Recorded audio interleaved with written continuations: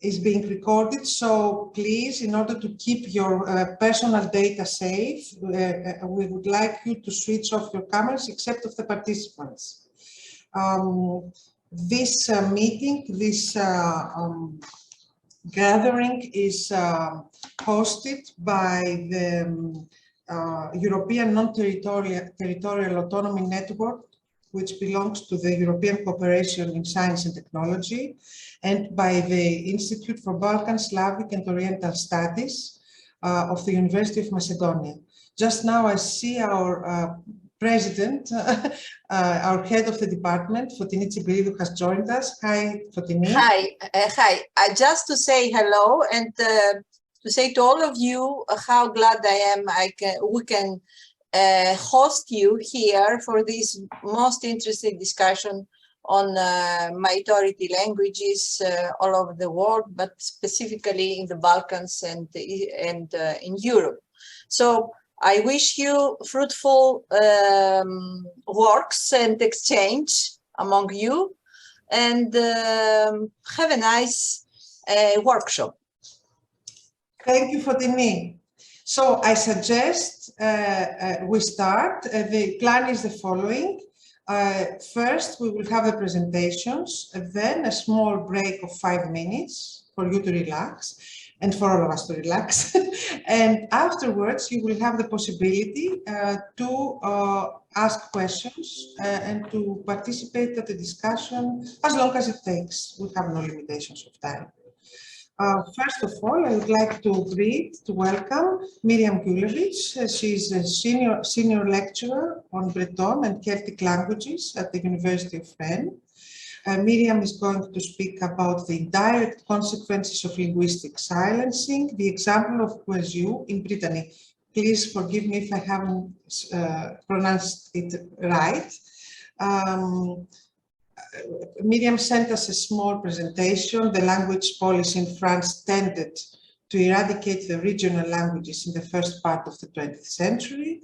This language policy has therefore put in great danger not only languages, but also cultural objects and practices intrinsically linked to this language. This is the case of the Guillevic, the laments of Brittany. Miriam, you can start talking. I'm going to mute myself now. Thank you. Good morning to everybody. So, as Alexandra said, I'm going to present what kind of consequences can have linguistic silences in a country, taking the example of the singing tradition of the Guillevic in Brittany. So I'll share my screen.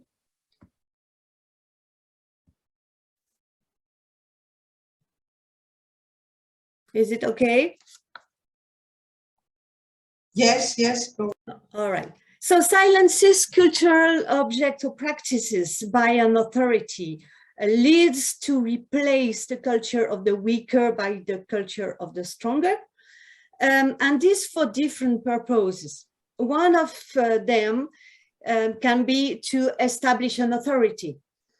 And this is the case, for example, in Brittany, by the suppressions led by the Christian authorities who eradicated the Celtic mythology from Brittany to replace it by the Christian legend.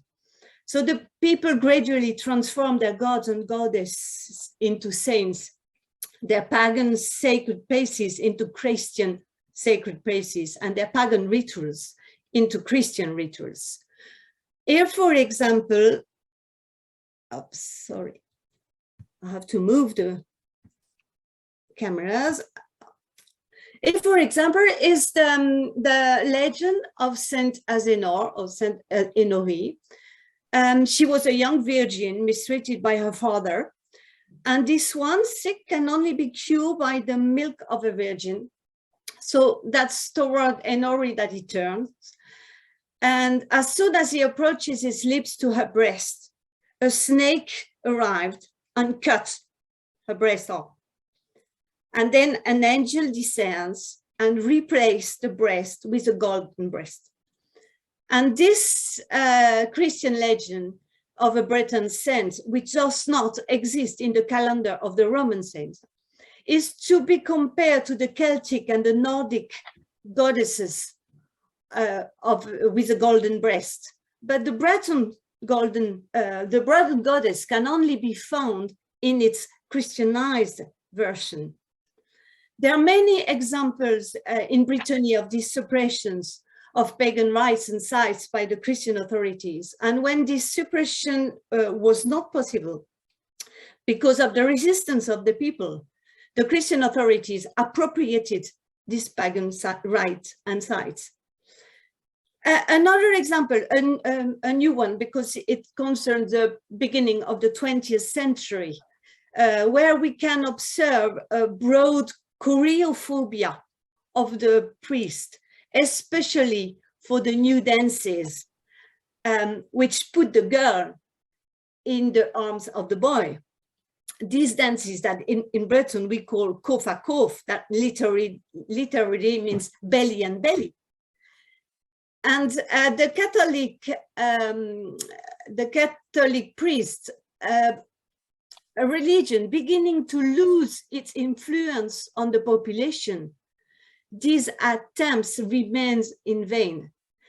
But that's what wrote a priest in, it's an example among many others, in February 1911. We have the translation, you have the translation on the screen, but I will read it in Breton. Mijn désir zou la ca de ziwal de holle di jauge, holle moquer, glaskeberman di gas di obro, il est holle cou, agazu ne wa ken care. It's quite ironic because the old dances, which are yet so beautiful, those dances a century ago, the priests fought against those dances. So we can see that the choreophobia started very early and went on. Another purpose of trying to silence traditional practices can be to force a population to adhere to new cultural or social norms. And this is the example, for example, this is the example of the game of Moal or Soul. It was banned in Brittany by the prefectural authorities. The prefectural authorities are the local authorities representing the state in each French department. And it banned it for security reasons. So this game, which was quite similar to rugby, took place between two parishes, and the winner team was the one that brought the ball back to the parish. There were no rules, and it happened that players were killed by accident or by violence during the game, and this motivated its prohibition in September 1857 in the department of Morbihan. You can see on the map, the last Breton department where the game was still authorized. So society no longer tolerated young people being killed in a ball game, which had previously been accepted as one of the risks of the game. Another example concerns Breton wrestling, the Gourani, where traditionally the winner wins a ram, a mount. And due to European standards on animal welfare, and because of the lobbying of certain associations campaigning for animal well-being, this tradition was almost suppressed. It only lasts by way of derogation from these rules since 2010. And a third purpose can be to create a common story with the aim of creating unity around this story. And this is the case, for example, of the history of France taught at school. It's the same for the whole country, but Brittany has only been French since the 16th century. This implies that all the Middle Ages taught in Brittany do not concern the territory where it is taught. On the other hand, the history of Brittany before it joined the Kingdom of France is never taught at school, creating, in fact, an acculturation of young Bretons on the history of the territory where they live. But the most important case of this French policy of unity was around the language. After the French Revolution in 1789, the new authorities no longer able to unite the country around the king, since they had cut off his head. So to unite the country around the French language. But the majority of what was the Kingdom of France did not speak French. On the map, you can see all the languages and dialects in France. And this desire for unity around the language crystallized especially during the 19th and the 20th century. So we will first review the important times of this unification by language, and then we will see the indirect consequences of this language policy on traditional practices, focusing more particularly in the third time on the practice of singing in Brittany. So the French language policy turned around the school, and the school was compulsory at the end of the 19th century with the law Jules Ferry in 1881 and 1882, with a series of measures, including obligatory and free education and instruction exclusively in French. So there is a primary interest in ensuring that the Breton understand and speak the national language. There will only be truly French on this condition. French people are needed to Frenchify the Bretons. They will not Frenchify themselves. So that's what the Inspector General of Education said in 1922. The teaching was done by immersion, prohibition being made to use the local language to teach French. But by this alone that we know from but one nation, that we have the same constitution, the same laws, the same governance, good minds can believe that all these common things will lead us to have also the same language, and that consequently it is necessary to avoid what would tend to delay the moment of it, explained the prefect of Finistère in 1837. And using Breton language to teach French was one of that thing that would delay the moment of the same language. In many schools, children are also prohibited from speaking Breton among themselves. So the Breton language is forbidden in the classroom, but also on the playground. And it's written, for example, in the regulation for elementary primary school in Lorient in the Morbihan. Pupils are forbidden to speak Breton, even during break, and to utter any rude words. No Breton book should be admitted and tolerated. And we can see that the Breton language and the rude words are put on the same level. And sometimes, but not systematically, it was instituted what had been called a symbol, or corvior, a symbol of humiliation for the people who was called while speaking Breton. The government intentions are clear. It is a question of annihilating Breton language. And here are some quotes illustrating this desire. Above all, remember, gentlemen, that you are established only to kill the Breton language, said the sub-prefect of Morlaix in the Finistère in a speech to the teachers of Finistère in 1845. We must eradicate the Breton dialect, barbaric relic of another age, said the Minister of Public Instruction in 1995. Or for the linguistic unity of France, the Breton language must disappear, said the Minister of Public Instruction in 1925. And I could have used many, many other codes. It's only a few among too much or too many. This went on, but we had improvement with the law d'Aix-en in 1951, which authorized the teaching of the regional languages as an optional subject. And in 1982, the possibility of bilingual education is opened by circular, and it's put into education code since 2013. And in 28, the regional languages belong to the heritage of France was added to the constitution. On the other side, in 1992, the Article 2 of the constitution was modified with the sentence, the language of the Republic shall be French. No place for regional languages.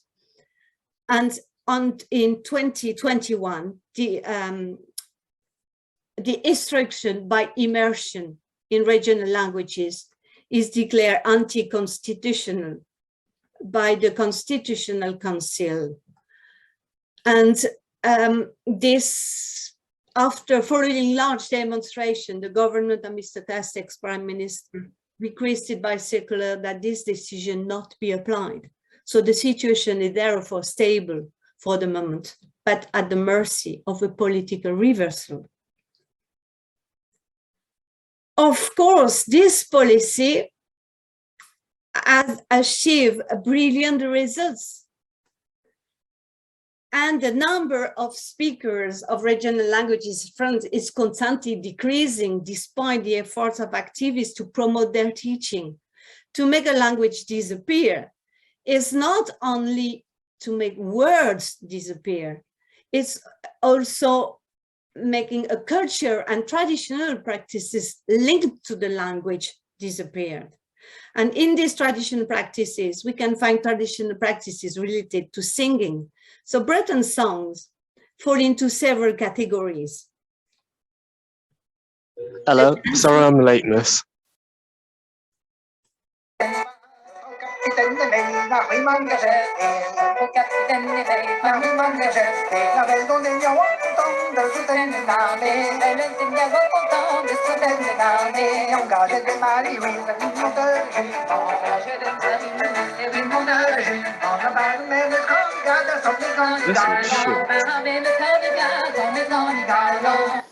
So if the dance songs are endangered, given the decline in the number of speakers, their primary function, which is to make people dance, is maintained, even if the public who dances does not understand the words. If they can dance, they dance, whether or not they understand what's being said during that time. This leaves a certain reprieve to this song, especially since the Fest-Noz, a traditional space where those songs are sung, is on the list of the intangible heritage of humanity of the UNESCO since December 5, 2012. As long, of course, as there are Breton-speaking singers, of course. The marching songs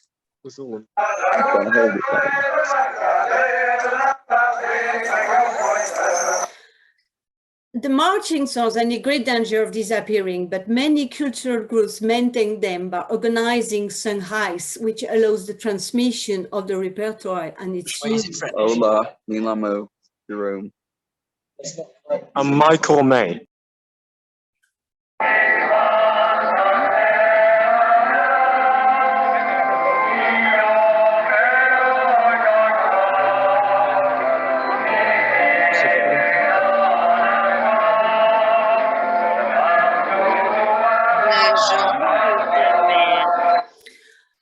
The hymns are maintained by religious practice, even if this decreases greatly with regard to the Breton language. Most of the offices now taking place in French, and the religious sentiment decreasing also.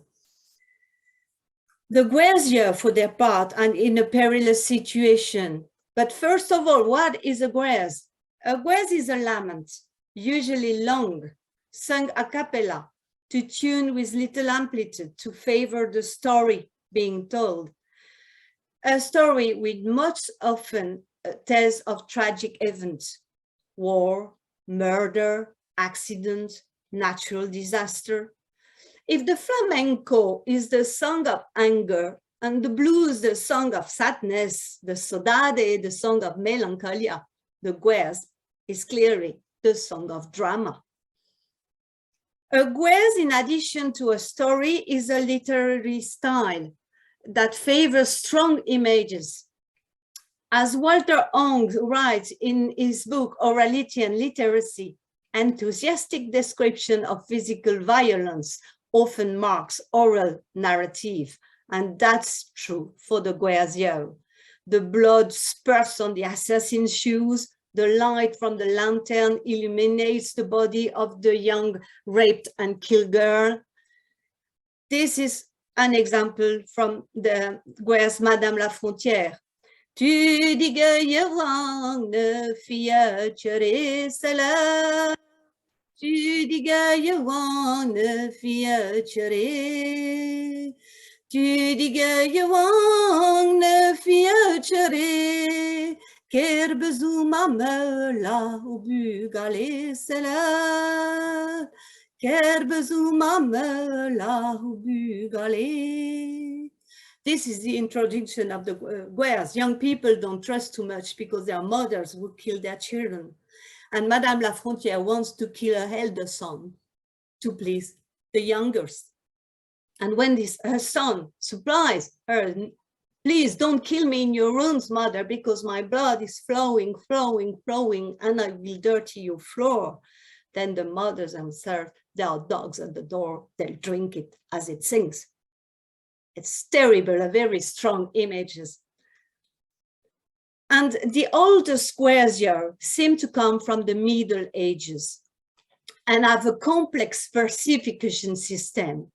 One of the most famous one is the guerres of Scolvan.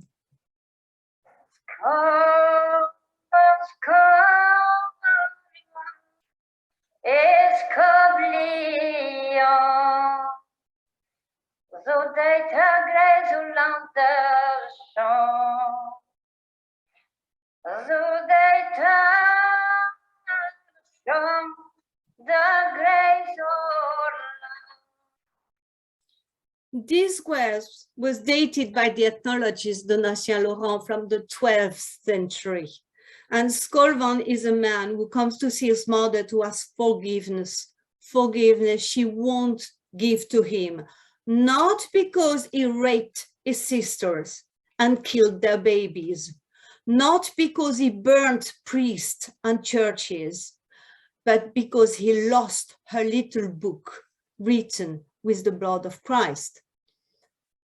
And this tradition was maintained throughout the century. And we can also sing the murder of the young Morissette killed by a cousin in 1747, or the sinking of the Titanic, or the war in Algeria in the 60s.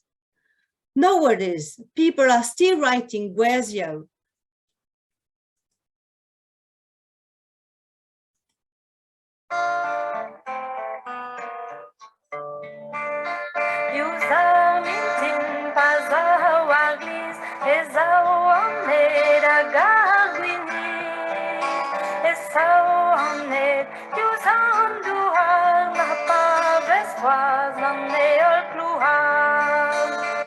This one is a very famous one wrote by Denez Bernot, and it tells the story of the fight against the nuclear power plant who was planned in Plogoff in the Finistère in 1978.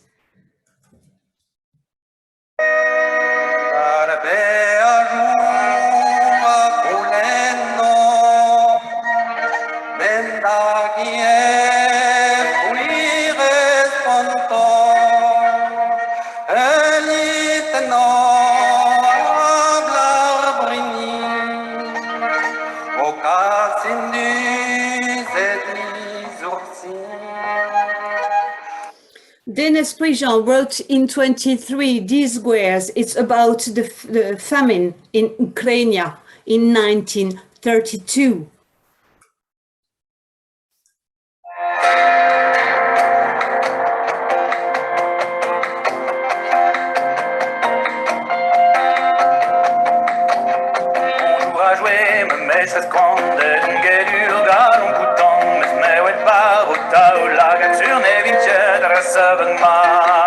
And I wrote this one a few years ago after the murder of one of my friends. So you can see that there are subjects very different, but they are all about difficult things. So how can I say that the Guerzier are in danger to disappear if we still have people creating new songs on the traditional pattern? Well, because of the listeners. The translation of this Guerzier, if it's technically possible to promote understanding for non-Breton speakers, never makes the versification, sometimes very complex for the oldest Guerzier. If the story can be preserved, the strong images, the rhythm, the power of this Guerzier are lost with the translation. The disappearance of the Breton language would therefore lead to the disappearance of a cultural practice already endangered by changes in society. Today, listeners are more often trained in song formats no longer than 3 minutes.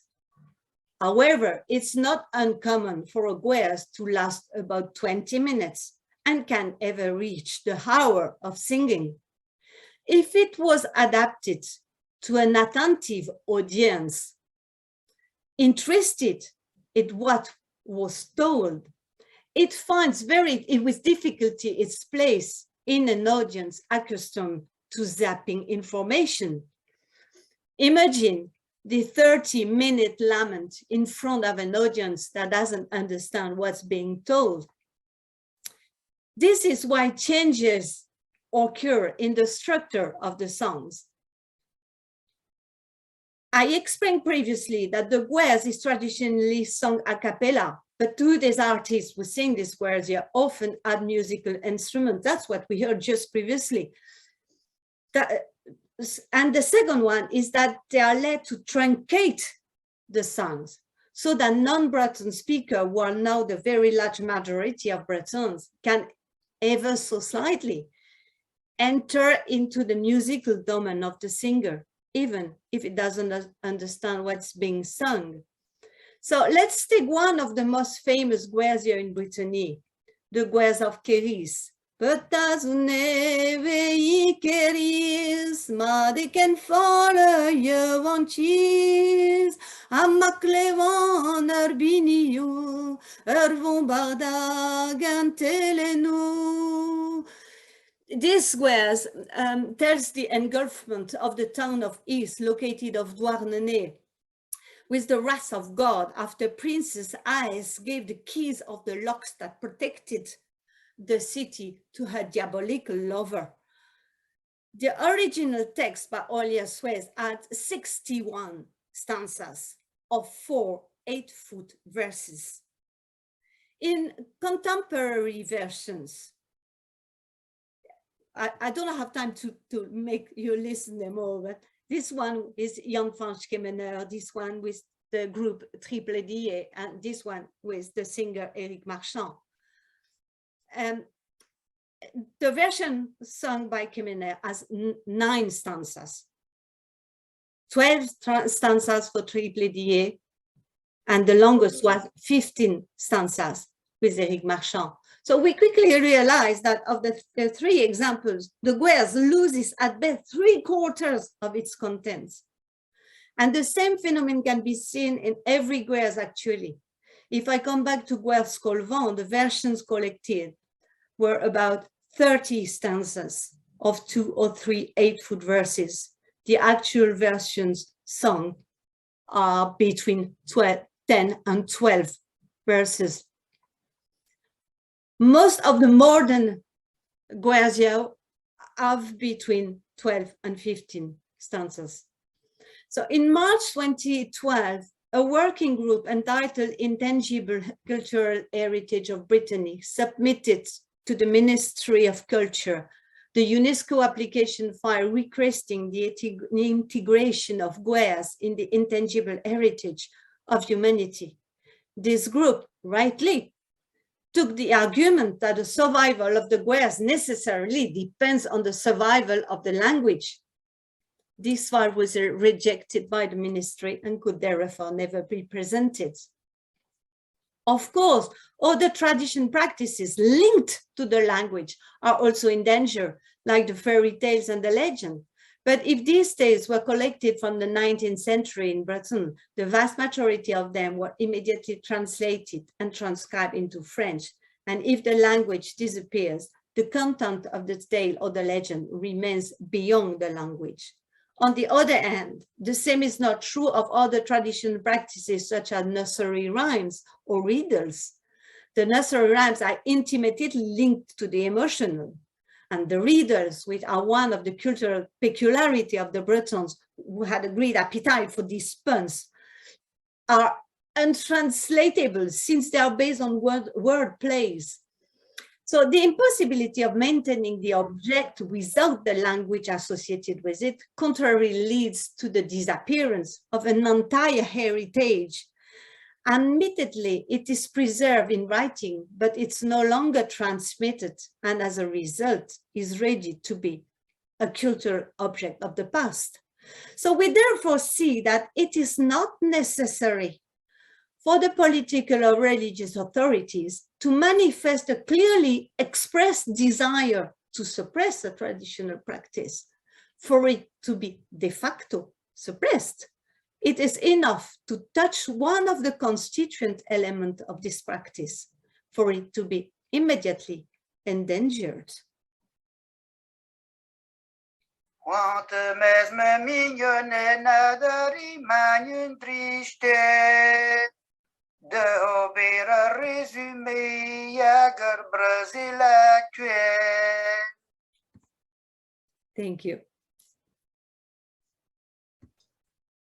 Miriam, we thank you so much for this most interesting presentation. I think I am impressed. I don't know about the others. I'm also impressed about your singing. I didn't know that you sing so wonderful.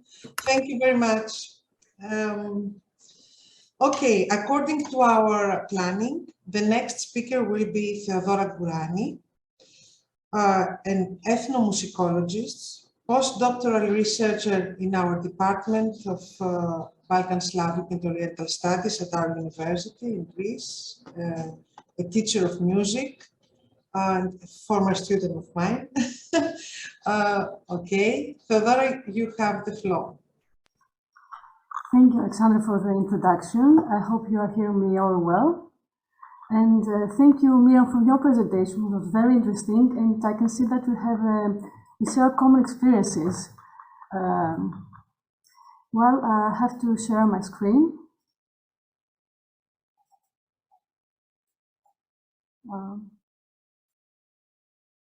Sorry.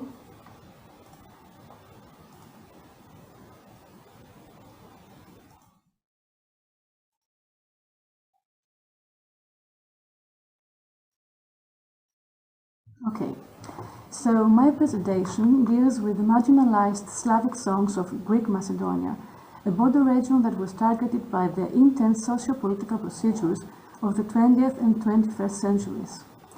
It consists of two main parts. The first one is about the policies that state nations implemented to build the national identity based on the rural culture and the exclusion of otherness. The second part analyzes how Slavic songs managed to bypass the state suppression and also their evolution from the middle of the 20th century till our era. As a conclusion, I would set a couple of questions that set the discourse on the present-day Slavic song existence. I would also like to mention that part of my presentation is based upon a recent article that is co-written with anthropologist Ioannidou, and it's about musical practices and the construction of identities in the border areas of Florina and Edessa. So, at the beginning of the 20th century, Balkan nation states strived to consolidate their national identity by constructing a homogenized and authentic musical culture. Their main goal would be to distance themselves from the common multi-ethnic and multilingual past that their populations shared during the Ottoman era. Influenced by European Romanticism and herders' belief that the nation is inextricably linked with language, they implemented common ways to study and promote musical practices. Folk institutions established in every Balkan capital which systematized the collection of folk songs. They created archives, enhancing the classification of the collected material and the determination of musical characteristics that constitute national music. These procedures would result in the promotion of folk music through song publications.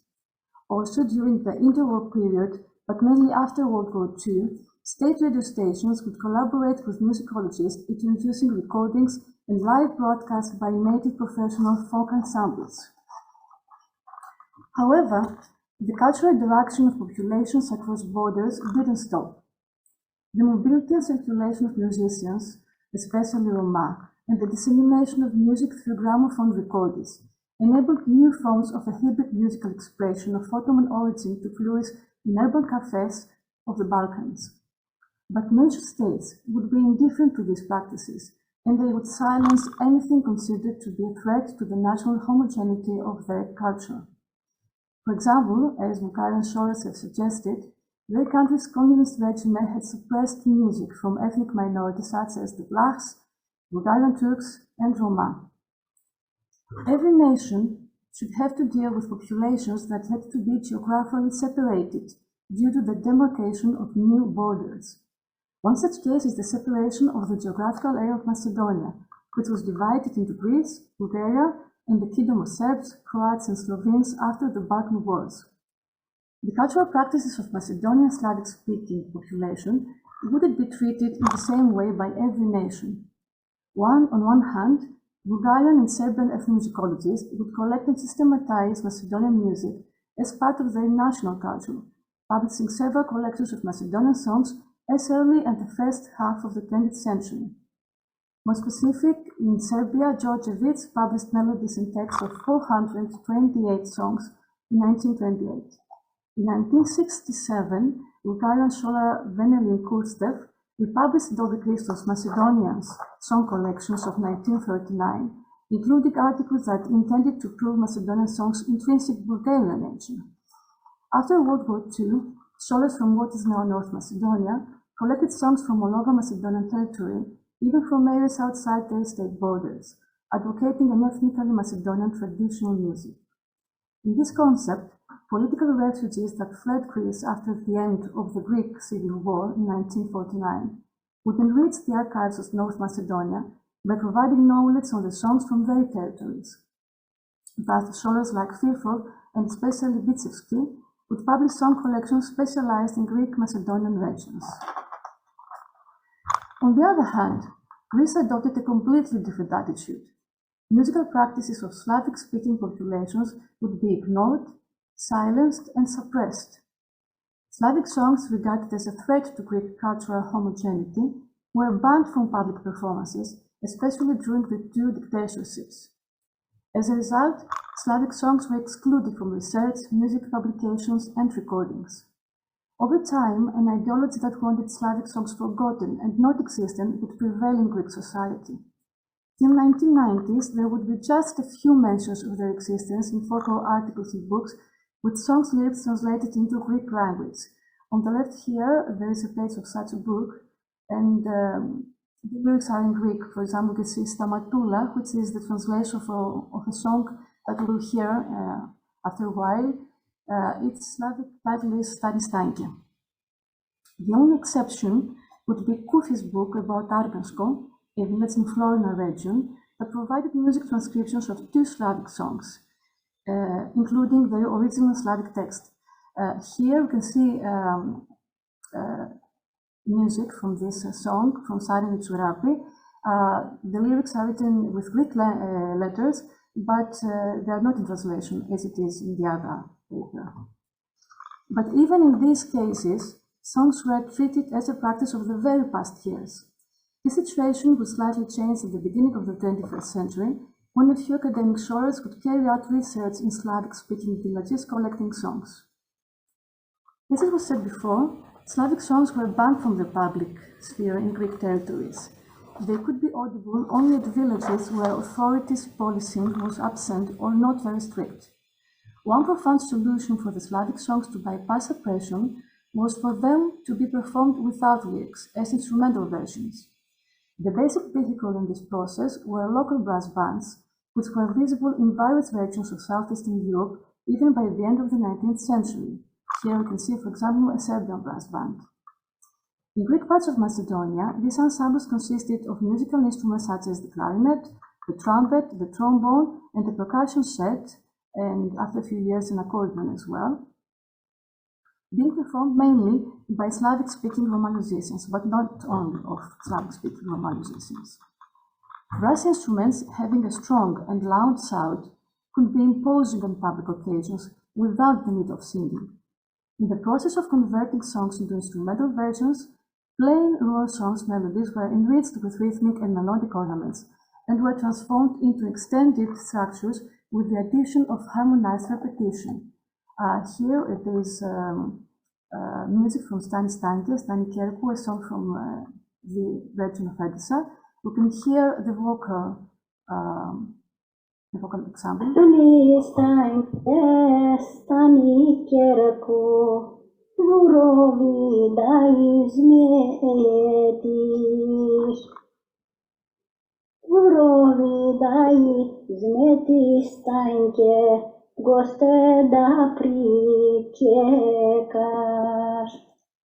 And here you can listen to the instrumental version.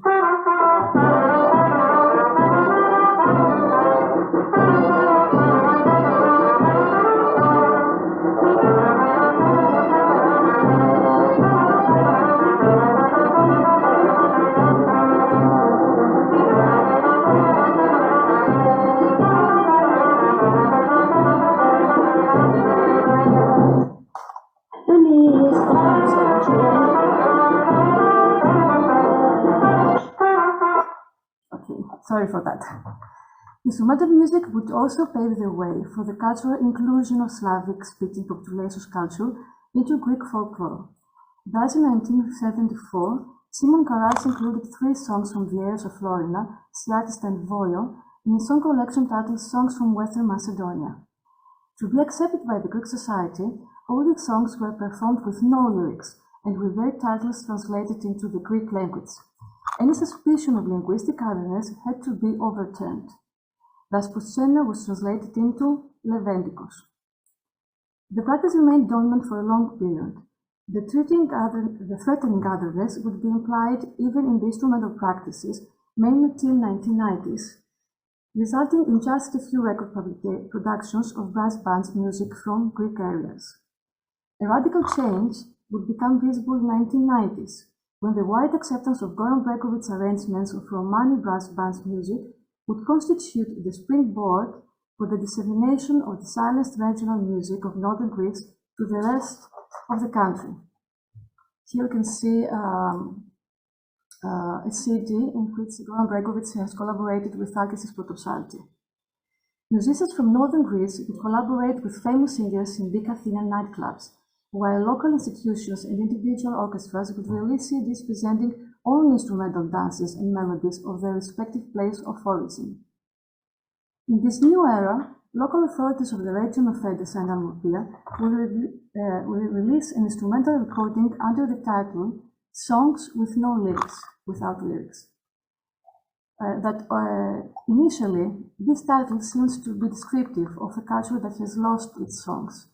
But from another point of view, it can be said that it implies an opposite perspective, that although song lyrics had been silenced, they hadn't completely disappeared. After all, that was the time when musical groups, folklore associations, and individuals would release unofficial recordings of Slavic songs of different content and style, going against the state's mandates of a homogenized Greek culture. What had really happened was that Slavic songs had strived to exist in their original vocal form in the domestic, private environment. A fieldwork research project, which had been conducted in the regions of Edessa and Almopia during 1996 and 2006, faced indigenous people of various ages performing Slavic songs. Elder rural inhabitants gave information of songs that accompanied ritual ceremonies, such as the sanctification around the Leven during wedding rites. Zlata sang Loza de Loza Vienna, a song about a girl who is tall and old as a vine, implying that she had to get married.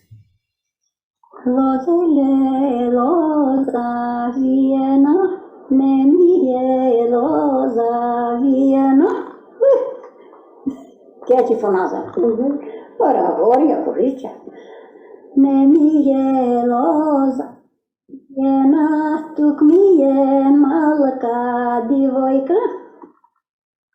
Women also recommended that they use to accompany their afternoon tasks, such as the hulling of the corn, with narrative or love songs, teasing one another, or getting sentimental.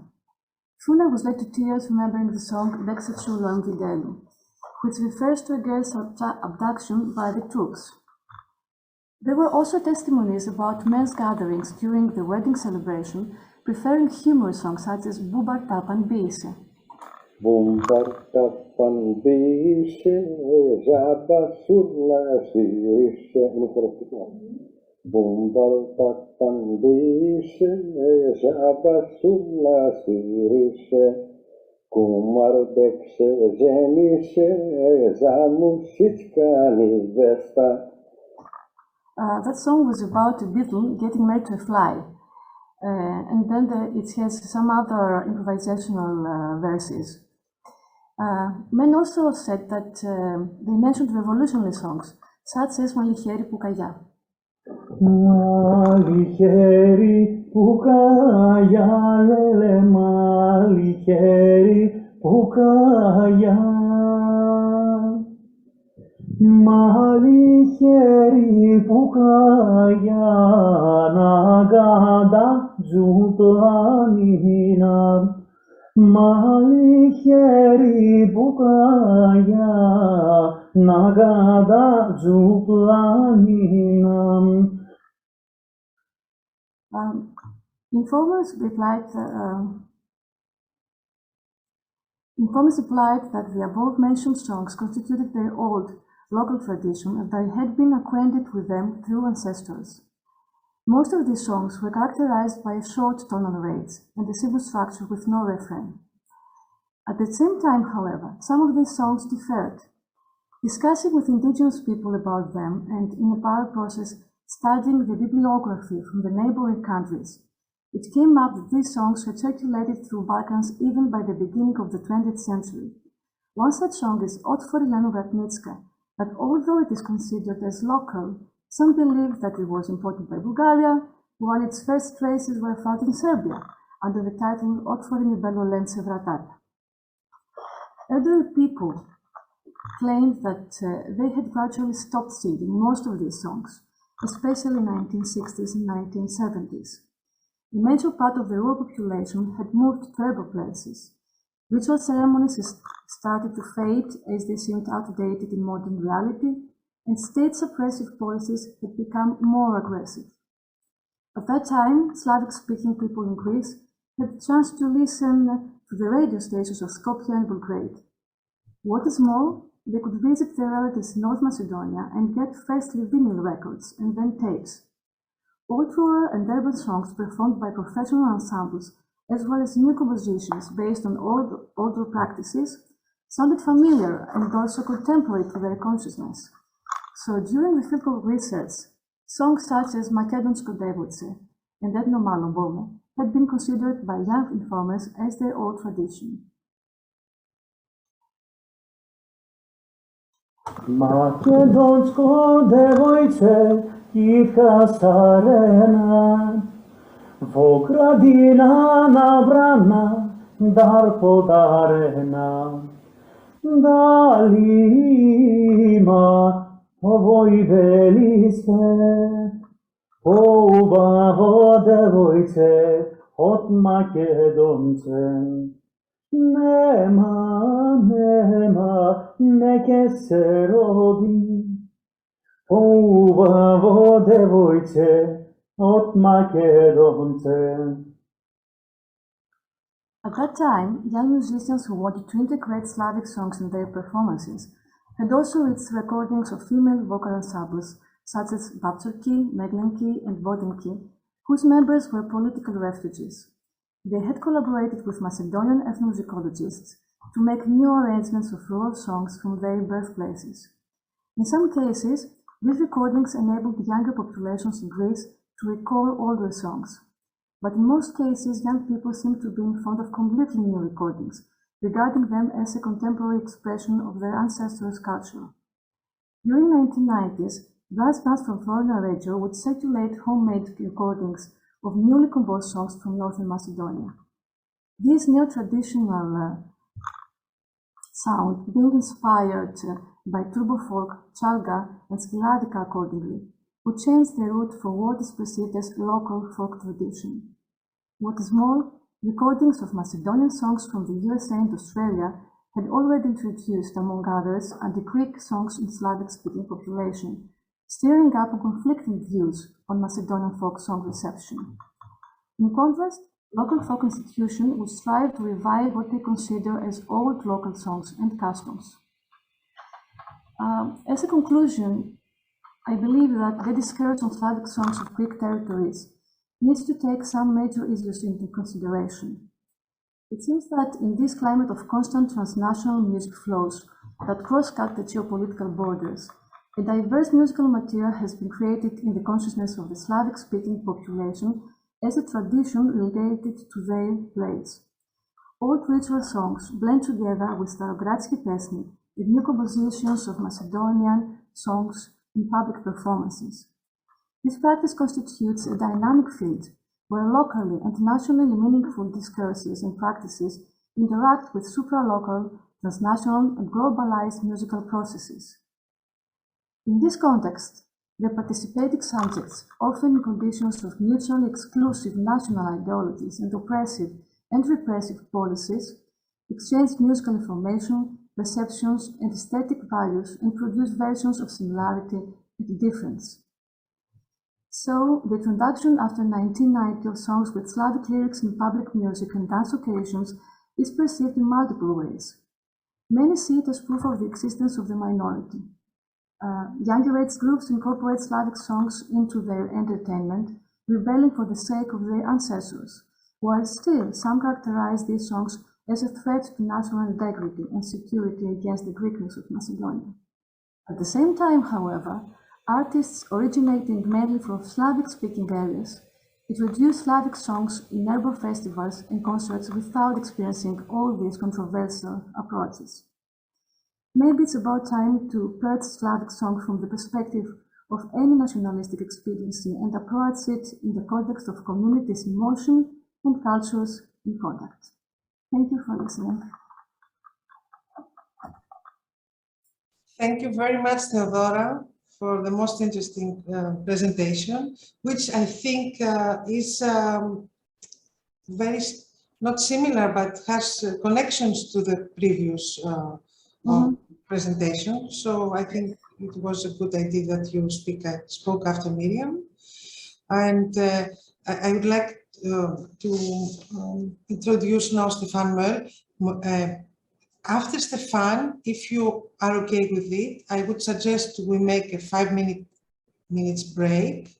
Then Dine and me will follow another 5 minutes break, and we will have the discussion for our participants and listeners to relax and to be able to do some other things. So Stefan Moal is Professor Stefan Moal is senior lecturer on Breton language at and culture at the University of Rennes 2, and he will speak about the erratic destiny of the Breton anthem, another musical subject, but somehow different this time.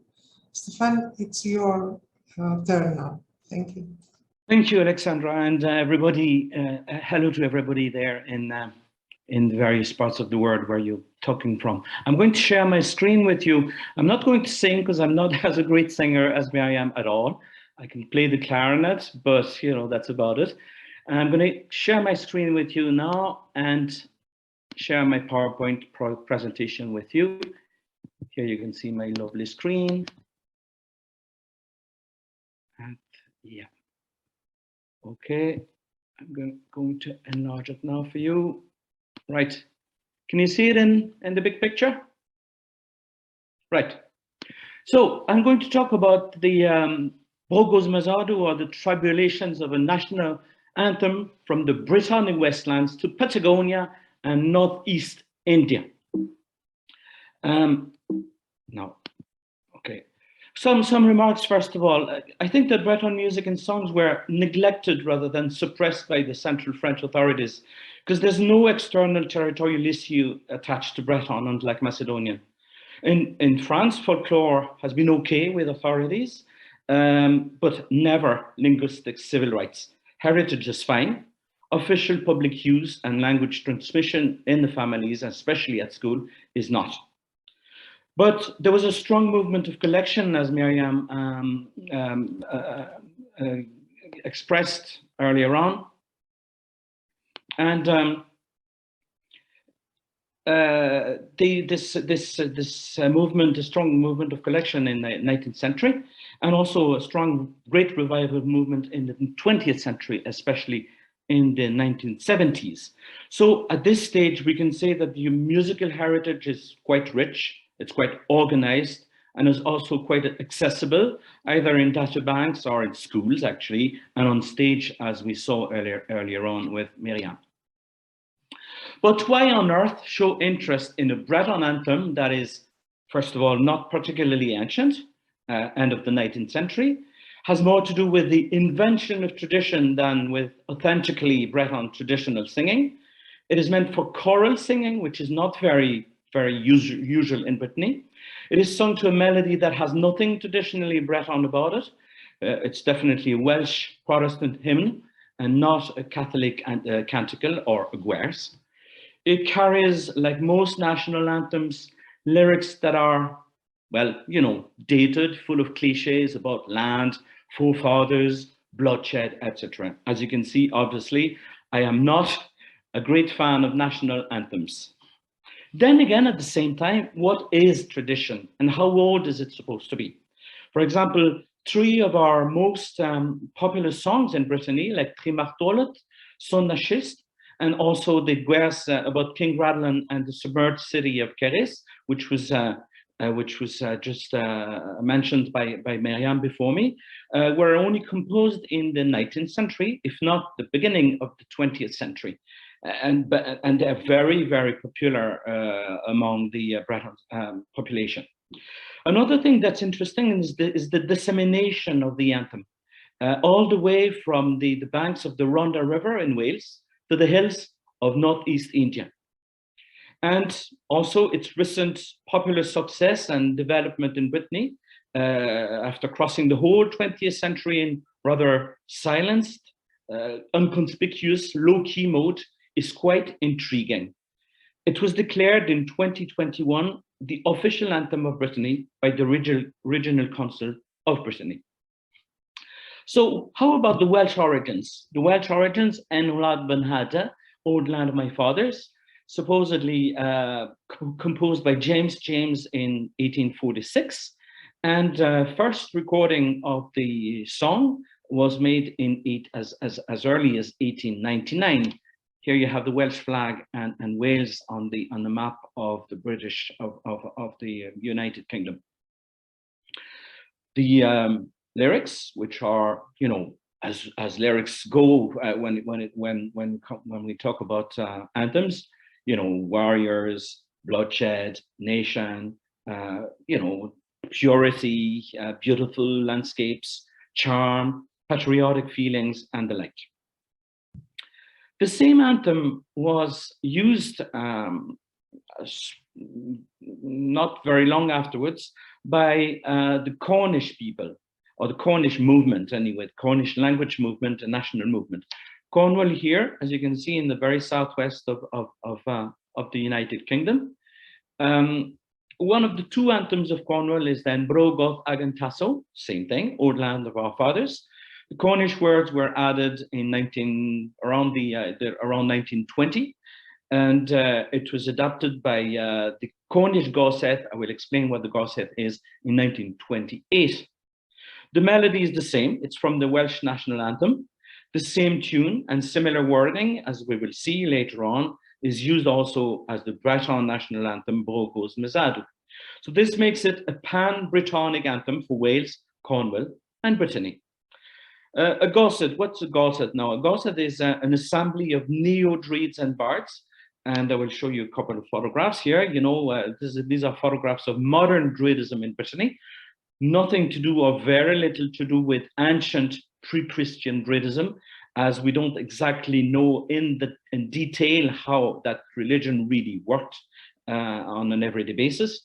So you have an old picture here from Brittany, another one from Cornwall, more recent, another one from Wales, even more recent. And here you have the Grand Druid of Brittany, the Archdruid of Wales, and the Great Bardess of Cornwall together in Brittany about 23 years ago. The lyrics of Old Land of Our Fathers in Cornish, so the English translation here, same again, you know, land of thy fathers, sunset, scattered abroad, you know, diaspora, you know, King Arthur, it was added, valleys and rocks and hills and houses, the old tongue, of course, but also the darkness of the minds, which is something, you know, particular to Cornish culture. The anthem was adapted or maybe plagiarized from Wales to Brittany. At the end of the 19th century, a Welsh Baptist missionary was sent to Brittany to try and change the religion here, to make the Catholic majority become maybe Protestant. And in one of his hymn books that he wrote, one of the last hymn in the collection is called Due a Vabro, God and My Country, and it's sung to the same tune as the Welsh anthem En Rad Van Hade. At the end of the 19th century, Brittany experienced the development of a pan-Celtic idea, and exchanges with other Celtic countries, Ireland, Scotland, and Wales especially, increased. For some Breton regionalists of the time, Wales was the example to follow. So François Jaffreno, who was then a high school student, adapted the words of the Welsh anthem into Breton, and you know, his first text was published in 1898. Sorry, 1898. François Jaffreno, though, is a controversial character. First of all, Jones, the Baptist pastor, considered that Jaffreno had plagiarized his own composition, and he protested in 1904. Jaffreno declared that he didn't invent the tune of Rogos Maizadu, he transplanted it and popularized it in Brittany. But a second controversy concerns François Jaffreno as well. During World War II, he was accused of having served the enemy on the side of Marshal Pétain and having wanted to make Brittany an independent country in Hitlerian Europe. He was sentenced at deliberation to 5 years in prison and to national indignity. The anthem, however, survived the 20th century, but crossed it in rather low-key, if not silenced, mode. It was sung at regionalist or nationalist events, of course. It was sung sometimes at banquets, fetes, and feasts, sometimes weddings too. Occasionally during visits of French politicians even. And one famous occasion, for example, it was sung in Chicago by around 150 Breton mayors and elected people at the opening of the court case against Amoco Oil Corporation after the black tide of, what's happening here? What is happening here? This is not me, by the way. Okay, after the black tide of 1978. The original Breton version, as you can see here, this is the version that was that appears officially in an official CD edited by the Regional Council of Brittany, and it's been widely distributed recently. It's written here in the spelling system that is in use since that's been in use since 1941, the United Spelling System. One line, though, common to the Welsh, Cornish, and Breton version, sounds quite inappropriate.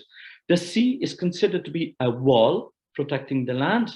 And historically, this is a misinterpretation because the sea has always been an easy route and link between the Celtic countries and an agent of prosperity through international trade rather than a wall.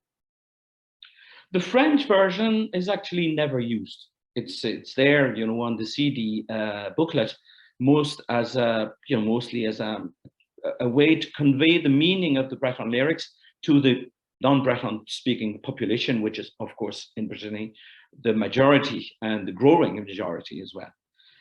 The French lyrics, so, are never heard in public. Likewise, in Wales and Cornwall, the anthem is practically never sung in English either. There's a Gallo version, which dates back to, it's quite recent, you know, it was composed 10 years ago. So what about Gallo? Gallo is spoken in Eastern Brittany. It's one of the Languedoil, a Romance subfamily of languages that includes French. It is part of a dialectal continuum with Norman, with Picard, and with Poitevin, etc. So the Gallo version was published by the weekly newspaper Ya in 2012, and it appears on the booklet of the official CD, but it's very, very seldom sung, at least so far. Mainly for political reasons, well, mainly, you know, namely the equality and Brittany's territorial east-west balance between the Celtic-speaking part in the west and the Languedoil Romance-speaking part in the east. Gallo has also been declared, like Breton, an official language of Brittany by the Regional Council. Will you please note that the Gallo version reads, "Our languages are alive," while the Breton version reads, "Our language is alive," which means just the Breton language, the Celtic language of Western Britain. Stefan, allow me to interrupt you. You can now share again your screen. Oh, sorry about that. Sorry about that. I don't know what happened. I don't know how it went away. You know, and then, you know, those flowers, you've never seen them before. So, you know, here. So there are some, you missed some of the, I'm sorry, you missed some of the slides. So now, let me see. Yeah, in Wales, the anthem is well known and sung before rugby matches. If I have time after my presentation, I'll give you an example of that. And it's sung in rugby matches by thousands of people, most of them, though, not Welsh speakers. In Brittany, however, and still today, very few people can sing along with when the anthem is played before football, rugby, Breton wrestling competitions, etc. So what happened was a Brogos Mazadou committee was set up in 2010 to promote the Breton national anthem. A prize is awarded annually to reward the person, artist, association, or institution that has best promoted the Breton national anthem in the previous year. It is as if Bretons are rediscovering today an anthem composed more than 100 years ago. It is sung in Breton at a time in history when there has never been so few speakers, probably at this stage under 200,000 speakers. You're talking about 200,000 speakers out of a population of roughly 5 million people in Brittany. Now, I don't know how to get rid of that, to get rid of what's at the top there. Let me see now. I don't know how to get rid of this here. Okay, so maybe put it at the bottom or something. Maybe put it at the bottom down there. Yeah, because you need to see the titles, you see, of my slides. Sorry about that. So strangely enough, a new anthem was also composed in Argentina, of all places, in the south of Argentina, in Patagonia. Uradva is a region of Argentina settled by Welsh immigrants in the 19th century. A few thousands of them still speak a local variety of Welsh down under, Patagonian Welsh. And Lewis Evans, a migrant to Uradva, wrote this song as an adaptation of the Welsh national anthem, En Wlad Fy Nhad. You have the, sorry about this, you have here the map of Argentina and where the Uradva colony, a Welsh colony, is set. Okay, I don't know where to put that. It'll be here. So the anthem was found in the back of a pamphlet dated 1875, and it's definitely a piece of propaganda encouraging other Welsh speakers to emigrate. Under the title Gwlad Newydd y Cymru, so new colony of the Welsh, The song was composed by a poet, harpist, and it is, of course, sung to the same tune. It's supposed to be a song for a new Welsh nation, so more or less a kind of national anthem for the Welsh colony of Patagonia. It seems, though, to have been lost to history for over 150 years, and because now in Patagonia it's never sung. The song that is sung by the Welsh community down under is still the same, En Rad Fy Nhadau, that is the national anthem of Wales. Now, here are the lyrics of the anthem. Strangely enough, another part of the world, which is the Kazi people of Northeast India, also sing their own traditional song to the same tune of the national anthem of Wales. So look at that. It's over here at the very northeast, in the very northeastern part of India. So why is that? Between 1833 and 1969, Welsh Calvinistic Methodists created and maintained the first Welsh overseas mission, and it became part, and then that part of the world became part of the British Empire. In the Khasi Hills, the Welsh mission insisted on literacy, education, and all that, but they also had an impact on traditional Khasi culture, to the effect that a Saint Khasi movement was created in 1899 to preserve traditional Khasi culture. The result, however, of evangelization is that today 85% of Khazis are Christian. And what do they sing as the national anthem? Well, the same tune adapted in their language of En Rad Fy Nhadau. Well, anthems of different origins sung to the same tunes are not that, sorry about that, are not that infrequent. It's a phenomenon that has happened before. One famous example is the fact that, for example, Liechtenstein, the national anthem of Liechtenstein, which is very appropriate today, of course, is sung to God Save the Queen or God Save the King from today onwards. In the 19th century, the same tune, God Save the Queen, has been used for a number of anthems of German-speaking nations, Prussia, Bavaria, Saxony, and even Switzerland, whose anthem was replaced only in 1961. But in the case of the Welsh anthem, the geographic and cultural span is enormous. It goes all the way from our Britannic Westlands of Wales, Cornwall, and Brittany, all the way down to Patagonia, and all the way east to Northeast India. As a conclusion, we'll go back to Brittany. The final consecration of Bogos Mazadu has maybe finally happened. Like Jimi Hendrix with the Star-Spangled Banner, or with like Serge Gainsbourg for the Marseillaise. Band of young people, I'll make you listen to their version after my presentation, have adapted it to their own needs. What is there to be found in their adaptation? Open criticism of the sentimentalism and nationalism of the original lyrics. Multiculturalism is put forward instead. Environmental issues are strongly expressed. Rejection of old traditional values like work ethic or acceptance of one's fate, etc. Musically speaking, the choice of a rap flow with the Breton bombard and Scottish bagpipes playing a distorted version of the original tune. And I'll make you listen to these are the lyrics now. As you can see in the lyrics, it questions strongly the original lyrics, way bred on by heart, what is it to be bred on? Pure blood, mother tongue, deep roots, stickers in your car, cousins, whoever once is at home in Brittany, a border on the land, a limit in your head. There is no true country, nor a false one. If you could understand this, it would rain less, they say. Okay, so that's their humor. I will make you listen to their version.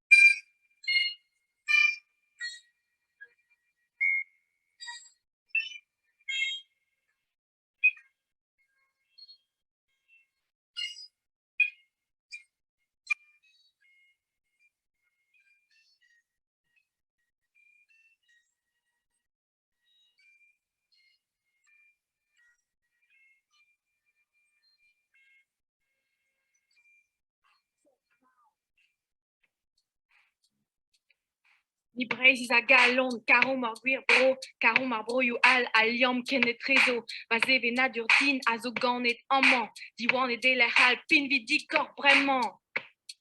Petraeo bezabreton, Wakland les formes gruischen ton, beza anvet malo, agan et des roisons, pexu nous baraha, orpan el duenatu, ken dirvi et lamba ou chouchen. Okay, so as you can see, it's a completely different version from the original version. This is my conclusion. You know, if an anthem is recuperated and adapted in such a way, maybe it has become part of the heart of the country and become part of the tradition of the country, so to speak. But the only thing is that maybe it's just a symbol, because as we mentioned, Miriam and myself, this is all happening at a time when the Breton language is still going down in numbers. Thank you very much. Thank you so much, Stefan. I like the last anthem, the last. Okay, I suggest that we now stop for about 5 minutes, let's say until 12:36, 12:37 Greek time, 11:36, 11:37 French time, so that you all relax a little, and then we go on to the next 2 speeches, another small break, and the discussion. Thank you very much. Thank you.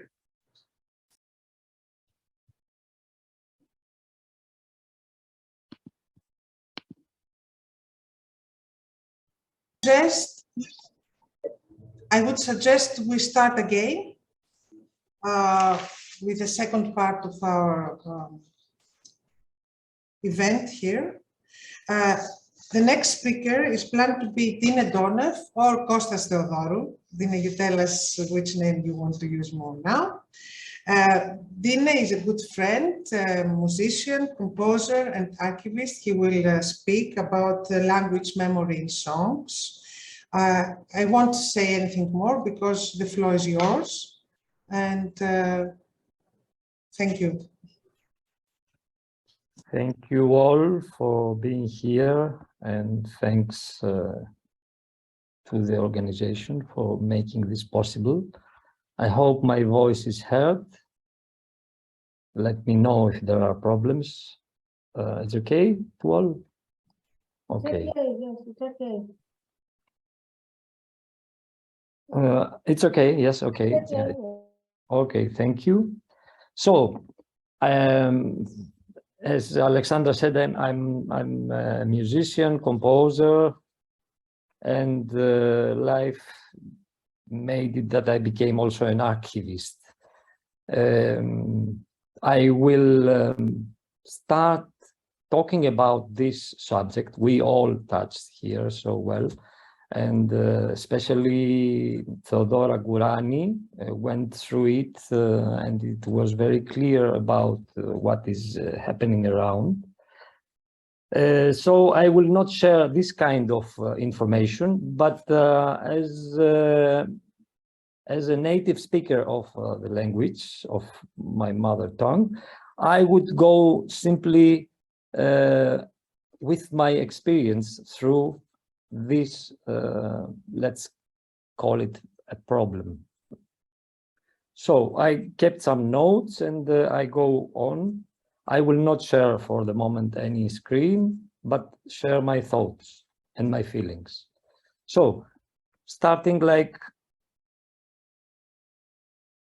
the wish of human beings to understand each other became the power of our societies to create languages, simply. This process started thousands of years ago and is still on its way. I understand this creativity as poetry. Poetry of the society. Every word in any language is itself a poem shaped through centuries. All languages are poetic. I grew up, this is what I feel. I grew up with such a language, and I know that all the people of this world have one. In general, we call it a mother tongue. So I was born and grew up in a family that by that time in the late 60s and through the 70s, you could rarely hear someone talking in Greek at home. Although my village, as well as my hometown Edessa, since 1912 belongs to Greece. So at home talking only in our mother tongue, but we were all switching to Greek language if we had to go out. As a child, this was always strange to me, and with the years, I understood that was a result of a big fear I could always feel that was coming from the past, but still was present and strong, this fear. Being afraid to talk in public through the years was the reason to hide our language while keeping it only at home. Someone would feel guilty or even ashamed to speak it out of home. I felt it both, and many times in my life too. Much later, in 2010, as a composer, I released an album with music inspired by this experience. And I included some fragments of songs I recorded in my village, sang by an old lady on our language. This didn't sound good to the big ears of the secret Greek police, and of course to all the nationalists. So, series of bad events started happening to me. After 3 years of struggling with the secret police, the neo-Nazis and the nationalists in general, I was afraid to play this music in Greece. And as a result, and under this pressure, I left the country. Meanwhile, the local society became aware of my album, and many of the native speakers found the way to contact with me, and they gave me a lot of tapes manually recorded at home with songs and tales, original sung and spoken in Macedonian. Many of them, being already very old, they invited me in their houses, asking me to record them or even capture on video while they were singing or narrating their stories. So, visiting and revisiting often Greece the last years, I collected more than 200 songs and more than 40 hours of video material with tales or life stories, legends from many different persons, coming from many different villages in the northwest of Greece. At the same time, I came in contact with many other people that also collected a lot of cultural material like songs and fairy tales from all around the area. A treasure of pure folk poetry. As understandable, no one from us would trust any of our so-called local cultural associations of our prefectures. We cannot expose the material because they are also afraid to keep such a material in such a non-accepted language, because they will be somehow punished by the state. They have also fear. This is the reason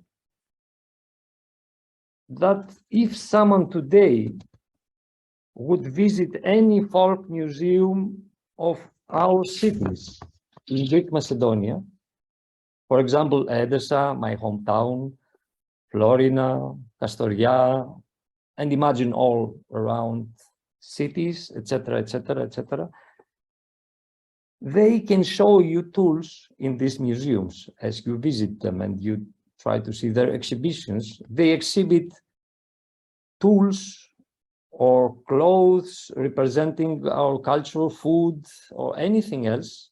But if you ask them about songs or tales, they have nothing. 2022. Maybe some of them, they may give you some songs or tales from the refugees that inhabited the area after the 20s, the 1920s, after the exchange of the populations and all these historical events.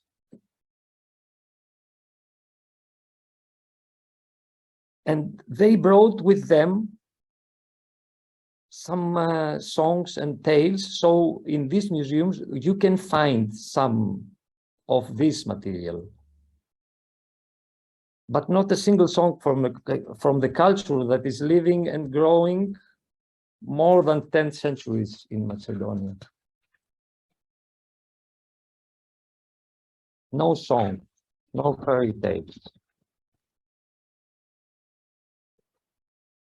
That's how we became archivists. As the years are passing, the material gets heavier and we cannot keep it anymore at home. We need a safe museum to archive it and to make it available to the people. It's a real poetry, as I said, but a dissolving poetry. A lot of good friends I have, they advise me to give a full copy to some well-known universities or museums in Europe or even in the US. It would be a solution. To tell the truth, some of the material is already spread in some institutions in Europe. But what a shame. The more important would be to expose this material to the local society, for them to accept their cultural heritage and to help the next generations not to feel any more shame about their culture and get familiar with their roots. I believe it is very important. We owe it to them. It's culture. This is my short text about our event today.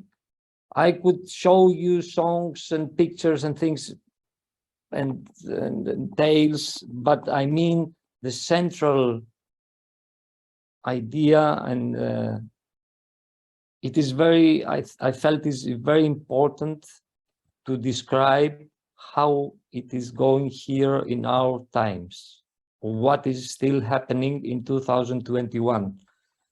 For example, I show you this here. You can see this is an edition of 2021 from my hometown, Edessa. These are fairy tales from Edessa.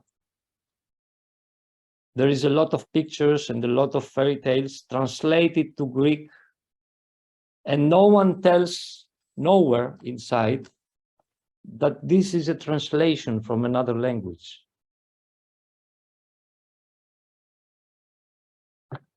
I can now, after this, I can share with you a bit of my screen, and just to show you a bit of material. As I said before, I have so many hours.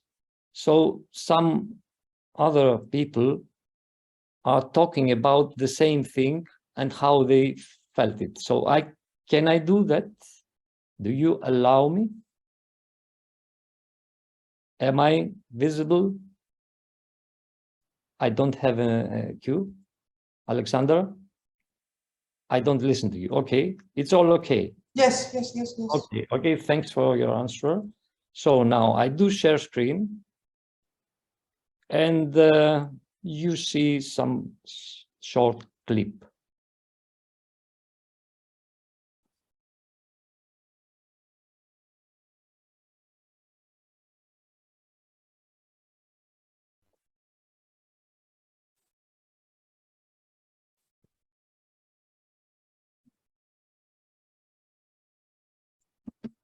Στα πανηγύρια μας, στους γάμους και στις χαρές, εξερευνούσαμε το χώρο. Αν λείπανε οι σπιούνοι, όπως λέγαμε εμείς, οι Ελληνομανείς, οι Γρεκομάνοι που τους λέγαμε, που κάναν καταγγελίες και μας κάνανε ευθέως παρατήρηση, νομίζοντας πάντα ότι είναι ενδικαίο, ότι εκτελούν εθνική αποστολή να μας βουλώνουν το στόμα. Αν δεν υπήρχαν αυτοί, τραγουδούσαν. Κάποιος όμως παρατηρούσε και από το παράθυρο μην περάσει κανένας, μην μας ακούσει. Αν ήταν κανένας χωροφύλακας, αν ήταν κανένας δάσκαλος, αν ήταν κάποιος ξένος που δεν ξέραμε ποιος ήταν, δεν τολμούσαμε. Ούτε και στις χαρές μας. Γι' αυτό και ορισμένοι ονομάδες μας είπαν τότε ότι έχετε μελωδίες, έχετε τραγούδια, αλλά τα τραγούδια σας είναι χωρίς λόγια. Και είχαν πιστεί και μερικοί ότι τα τραγούδια δεν έχουν λόγια. Απογορευόντουσαν να τραγουδήσουμε. Σου λέω εγώ κοριτσάκι τσάπιζα και τραγουδούσα «Μου μασάδε, μου μασάδε, μου μασάδε, δαρβίτσε». Να δαρβίτσε είμα, να δαρβίτσε είμα, να δαρβίτσε είμα, ενώ τσιδέλο. Η μητρική γλώσσα δεν σβήνει από μέσα. Όσα τεχνάσματα κι αν σκαρφίστηκαν, δεν έπιασαν. Δεν μας άφηναν να τραγουδάμε τα τραγούδια μας με λόγια, μόνο με μουσική.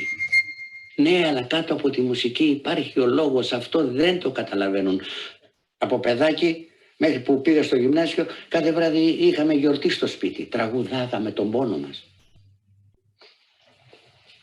Και στα κρυφά. Αλλά ερχόταν μετά ο Χαφιές, λέει, έλεγαν μακεδονίτικα τραγούδι. Άντε στο τμήμα. Άντε μετά εξορίες. Τον πήραν τον πατέρα μου, 49, 52 γύρισε.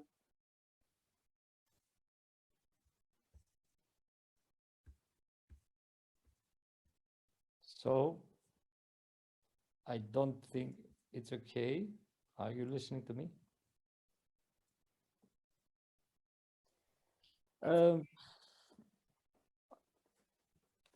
I think you understand more what is the subject now.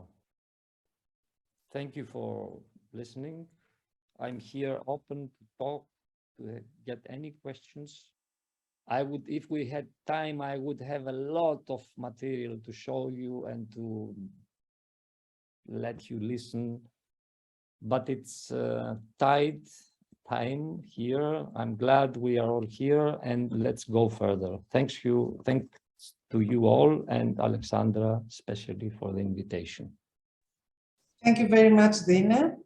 I think with your speech you have introduced also my subject, which is the fairy tales.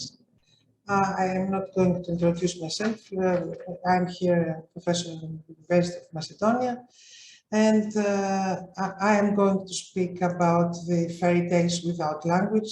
This is the title of my presentation. So what I'm going to do now is hopefully share my screen in a successful way. You tell me. Okay. Can you see it? Fairy tales without language? Yes? Okay. So I'm starting. The ban of the use of Slavic idioms in Greece is one of the most blatant cases of extreme repression and violation of human rights in Europe. I will not expand on the many successive persecutions of the speakers in Greece, mainly from the 1930s and onwards, but also before that. Okay. The excellent book by Tassos Kostopoulos, Η απαγορευμένη γλώσσα, let me give you the cover of the book. The Forbidden Language is the translation, is very enlightening on this topic. I will only note that through the multiple persecutions and tortures of the speakers, with the most characteristic examples being a measure of the public humiliating ingestion of castor oil implemented during the Metaxas dictatorship in the 1930s. Recently, in a book about Spain, I have read that the same measure of giving people to drink castor oil was also implemented during the Franco dictatorship. And the public oaths of villagers to stop using their mother tongue, an absolutely false and outrageous official denial of the existence, not only of Slavic idioms in Greece, but of the official Macedonian language itself was added. Here we have a picture of the public oaths. They have gathered the people in the village square, and the title is that people will speak everywhere and every time the Greek language. It was published in 1959. So this denial was sought for decades by all political parties in the Greek parliament and brought the crowds of protesters along in the early 1990s and later to the organized protests by extreme nationalist circles and the church recently with the Prespa Agreement. This undoubtedly shameful national consensus was partly triumphantly stopped by the signing of the Prespa Agreement, which at last recognizes the Macedonian language as the official language of North Macedonia. The prohibition and silencing of the Slavic idioms of Greek Macedonia was accompanied over time by a series of measures aimed not only at discouraging the speakers and at making them give up their language, but also at preventing its adoption by children and young people. For the opponents of Slavic idioms in Greek Macedonia, the recourse to popular tradition that made use of the language in public events, that is songs and dances, but also in raising children with fairy tales, was disturbing. You know that Dine and Theodora have talked about music and songs. About the fairy tales, I will present you some initial information and thoughts. As it was emphasized in the introduction and the rationale of the present event, you will see it in the call, folk tradition is most of all disturbing because it refers to the emotional world of the speakers, to their memories and origins, to their family and friendship ties. In other words, it touches their feelings, the connection with the past and their roots. Recently, speaking with a bilingual girlfriend from Aridea, she excitedly told me about her precious memories of Macedonian fairy tales from her grandmother's narrations. Her grandmother's fairy tales, told in the forbidden language, are a precious inheritance and treasure for her. The grandmother, in my friend's case, functioned and functions as a connecting link with a valuable memory of her childhood, sparking nostalgia for lost innocence and preserving with her fairy tales the love for the forbidden language. Grandmothers addressing their grandchildren in Macedonian were a major obstacle in eliminating the use of the language. That is why one of the most important measures taken by the Greek governments to achieve the elimination of the language was the removal of young children from the custody of their grandmothers, grandparents, and the establishment of nurseries and kindergartens with exclusively Greek-speaking teachers who were transferred specifically for this purpose from southern Greece. The establishment of kindergartens was planned and started already in 1914, very soon after the expansion of the Greek territory in the region in 1912, after the Balkan Wars. It came back in 1959 and during the junta, the dictatorship, from 1967 onwards. Apocalyptic is an explanatory statement quoted from a related report by Kostopoulos, by this book, this author, from 1959, I will see. With the establishment of kindergartens, we warrant that the children stay in the kindergarten all day long if breakfast is also provided to them. In this way, the infants will be with their families only for the night's sleep, and they will not have time to hear and converse adequately with their relatives in the foreign language, which will gradually decrease until it ceases being their mother tongue. This is the purpose. We saw also from the quotations by Miriam what the dreams of such people are. So we know today that the concern of the Greek authorities referred to the contact of the children with the exclusively Slavic-speaking grandparents, since the parents were absent for agricultural works. In this context, the fairy tales told by the grandparents to the children at home were of great importance for the survival of the spoken language. The literature related to the suppression of Slavic in Greece focuses mainly on music and songs, as you know. Already Kostopoulos in 2000 offers a series of essential information about the attempts to Hellenize the songs, with the translations of the titles, the changes of their lyrics, their banning in celebrations and gatherings. Regarding dance and song in Eastern Macedonia, Marie Caron Guillevid's 2016 book Επιτηρούμενες ζωές, Surveyed Lives, proved exceptionally revealing. This is the book's cover. But how are fairy tales suppressed? What has happened and what is still happening? The first collection of Slavic fairy tales from the region of wider Ottoman Macedonia were already attempted in the 19th century. An important collection of fairy tales was published by Stefan in the second half of the 19th century, while collectors of tales in the Macedonian language in general were Marko Chepenkov, the Miladinov brothers, Kuzma Shapkarev, Georgi Pulevsky.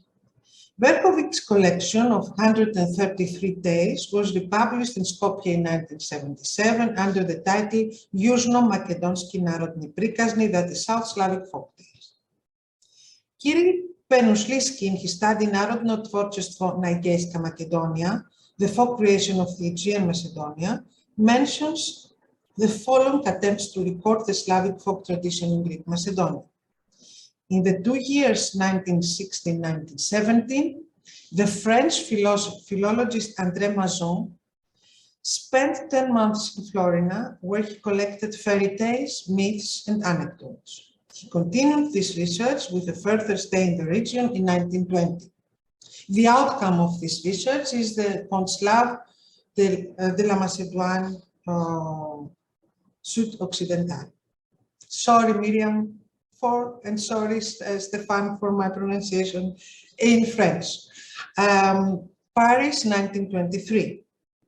In April 1950, 6 years after the establishment of the Federal Republic of Macedonia, the Institute of Folklore was established in Skopje by political exiles from Greece mainly, in which there is a significant books and articles collection related to fairy tales. In 1959, Pascal Paskalevsky's study, Makedonski narodni umotvorbi od Egejska Makedonia, was published. An excellent publication on the Slavic folk tales of the region of Greek Macedonia is Alexandra Pop-Vasileva's book, Makedonski narodni pesni prikazni od Kostusko, Macedonian folk songs and tales from the region of Kastoria, 1996. Greek scholarly literature on Slavic fairy tales in Greek territory is minimal to non-existent at one point or another. What is happening today? The trigger for today's presentation is a careful edition of fairy tales from the region of Edessa. Kostas has showed us the cover, I will show it again. In the year 2021, by the so-called Progressive Association of Edessa Alexander the Great, which belongs to the municipality of Edessa. The book, entitled Fairy Tales from Edessa and its Region, is masterfully illustrated here I have two illustrations, which are wonderful, by the painter Ioannis Proios and signed by Keti Tsogaveta, who reported and selected the total of 50 fairy tales in the collection. Keti Tsogaveta. At the end of the book, the folklorist Egli Bruscu publishes an afterword with a classification of the specific fairy tales based on the international catalogue Arne Thompson Other. In her work, Egli Bruscu points out the importance of translation of fairy tales from language to language as a basic process of spreading the world's fairy tales. Sorry for this, it's a colleague's telephone. This afterword, although updated bibliographically and with the ambition of a comparative approach, is sadly misleading and subcutaneously deeply political in a negative sense. What I mean is that Bruscu chooses to do two things in this otherwise special edition. First, to silence the Slavic origin of the fairy tales, and second, to mislead the reader by referring to a comparative recording of Albanian songs by the founder of Greek folklore, Nikolaos Politis, in the first issue of the magazine Laografia Folklore in 1990. However, first, the fairy tales listed in the publication in question are Slavic. And second, the example of Albanian songs in the 1999 magazine Folklore ignores that in this same magazine, in its second issue, 1910, Christos Gougoussis publishes a fairy tale in a study entitled Macedonian Variants of Naden's Tale, of the one found, Naiden, okay, which is listed in 3 variants, one of which contrasts with the Slavic idiom of Ostriene of Kato Dibri. In other words, we have the Slavic text in Latin script and the Greek variant of it in a Northern Greek idiom. This took place in 1910, when Macedonia was still Ottoman, and Slavic idioms an accepted reality. In other words, it was published before the Greek state decided to eliminate the language with persecutions, silencing, kindergartens, oaths, imprisonments, and displacements. In this same issue, Nikolaos Politis publishes his speech at the University of Athens under the title Folklore of Macedonia, where he denounces the negligence of the Greeks in terms of studies on Macedonia. 2 years before the Greek conquest of the region, he mentions Verkovic and his work. He mentions Verkovic, he knows him, mentions him, and emphasizes that, sorry, oh, sorry, I don't have it, oh, sorry. The homonymous and the homoemon, same name, same blood imperative, may not always coexist in a nation. Nikolaos Politis, 1910. Not the same name, not same imperative, not same blood imperative. So, in the same issue, judging a study that had been submitted to a folklore competition that referred to foreign language folklore material in the not yet Greek Macedonia, mainly in songs, he praised the author because he did not ignore the Kutsovlak and the Slavic idiom spoken in Macedonia. He managed to overcome many difficulties which faces any researcher undertaking a systematic folklore exploration of this country. And he adding the inclusion of non-Greek Macedonian songs and other news from the folklore of the non-Greek speaking inhabitants of Macedonia, which is welcomed even if not requested. Here we have the founder of the Greek folklore studies, Nikolaos Politis. I have quoted the specific passages here because I wish to demonstrate that before the annexation of Macedonian lands by the Greek state, there does not seem to have been a serious denial of Slavs population in general, and because I cannot understand why in today's publication the example of Albanian songs is chosen in the afterword and not that of a Slavic fairy tale. The edition of the Tales of Edessa seems strange for other reasons as well. In all the tales, there are in footnotes the translations of scattered foreign language names and terms that unreasonably remain in the original form written in Greek letters. Some words are translated, some are not. In the fairy tale The Wife of Krale Marco, for example, the term Krale, king, which is in the title, is not translated, but a number of other Slavic words are listed with a Greek translation at the bottom of the page. Mala means small, platno, say. On the contrary, in the fairy tale Kats Kakalitska, the title is translated, Petite Little Turtle.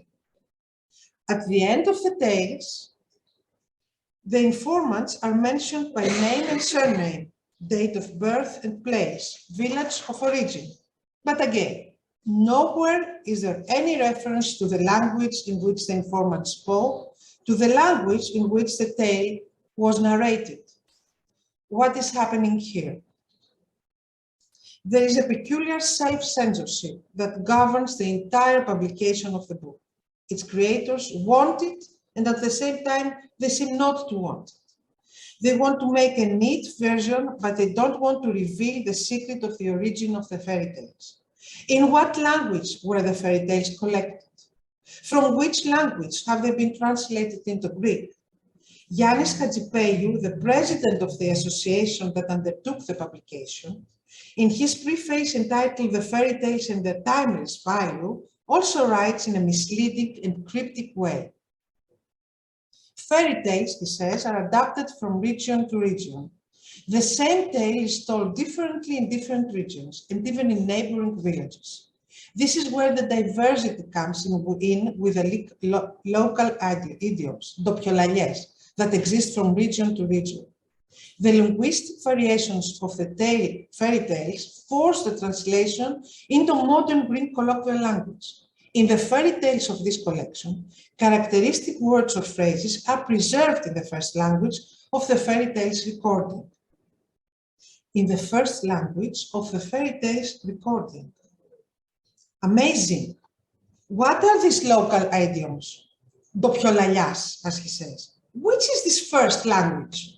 And what forces the translation of fairy tales? The fact that they are narrated in different dialects? But of which language? Even more strange is the preface of the fairy tale collector. Being a teacher herself, she chose a rather lyrical title for her text. She says the title is Always the Place, the People, and the Memory. Narratives and narratives, personal testimonies, accurate memories of forgotten place names, she says, forgotten. Please note that they are not forgotten. They are changed by force, okay? And a little further down. And then the continuation and recording with absolute respect, she says, in the way and style they have been told to us. But further on, the teacher in her turn attempts to mislead the reader. She says, the historical and social adventures of this region marked the language of fairy tales that includes the linguistic specificity of the community of the geographical division, so that even today, in the names and in the narrative of fairy tales, there are Turkish, Kuchovlach, and Slavic words, Slavica Stelastra. Okay. This is a big contradiction. The president of the association talks about translation into modern Greek vernacular. The collector lets us understand that the peculiarity of the narrative lies simply in the use of a series of foreign language words that the editors take care to translate in the footnotes something completely inaccurate. In this book, we have, if I am not mistaken, the first attempt to falsify the linguistic and folklore heritage of fairy tales in another language. In the case of the songs, this was previously done with the translation of the titles and lyrics of the songs, and translation that led to terrible results in the dance, as demonstrated by Rombo Levidi's book, or to a forced Hellenization of them, when, for example, the dance Pousse Chenot is translated litos, from a similar association of Florina with the characteristic name Aristoteles. Florina, they have Aristoteles, in Edessa they have his pupil, Alexander the Great. But how do the speakers themselves react? Talking to friends from Slavic-speaking families, I noticed a mixture of joy for the publication and bitter acceptance of the silencing of the fairy tale language. The friend I already mentioned told me about the emotions she felt when she saw her grandmother's fairy tales published, even in another language. Another friend pointed out to me that it would be not easy at all to publish the fairy tales in their original language, because for the publishers and for those who contributed to the publications, there would be serious socioeconomic consequences: defamation, professional exclusion, etc., etc. And this in the year 2021 in Greece, after the Prespa Agreement. The last, most tricky question remains: why is this perpetual hostile treatment of Slavic idioms repeated in Greece in 2021? What could be the cause of yet another attempt to silence and distort the truth? Folklore has two important strands: songs, dance, and fairy tales, okay? For the former, the distortion and persecutions were many. The songs without words, as the release of a related record in 1988 was called, were imposed for years. But in the lie that every fake folklore museum needs to project itself as real, fairy tales are also needed. This idea came from Dine. The nationalistically oriented Cultural Association of Edessa has no other collection of fairy tales to present. So I guess the time has come for fairy tales without language to exist beside songs without lyrics.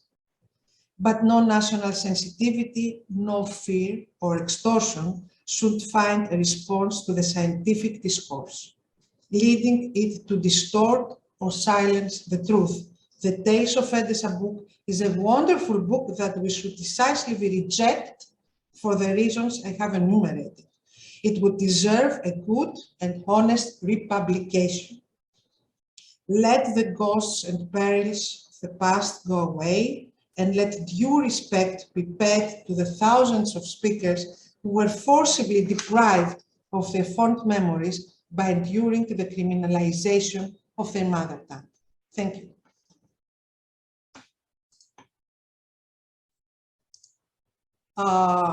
So this was me, because now I have to stop this sharing. Give me some, stop share. Okay, I have it. And I don't know, should we have another small break for about 3-5 minutes, or should we continue? Should we continue with discussion? It will be better if I may suggest something, because I have no time. Okay. And I would like to okay, Yolanda, please switch off your camera. You should not be shown, actually, for the, okay? So now it is impossible to participate with camera. I don't know. Anna, what do you say? Should we? I'll try to do it for her. Let me see if I can stop video. Okay. Okay. Okay. So, okay, then I open the flow. Anna will, I think, give the, Anna, will you give the flow? How should we do it? You open the microphones, how should we do it?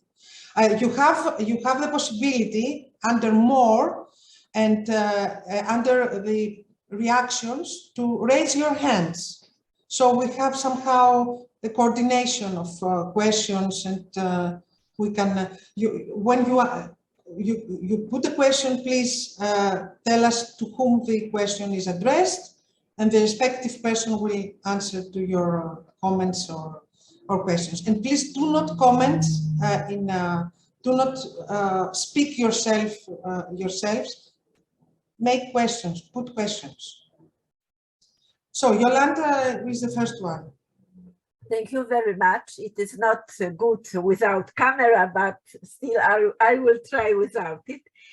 Thank you very much, Alexandra. Thank you very much, all of you, for marvelous presentation. It was very interesting for me as a researcher of Macedonian and Bulgarian connections and this issue of national identity, because wider context of Breton was very interesting here. I would like to say something about the context of Bulgarian context in this issue, because we speak about Greeks, but in fact it is a situation which many of us recognize and know about it, but we know that there is very good,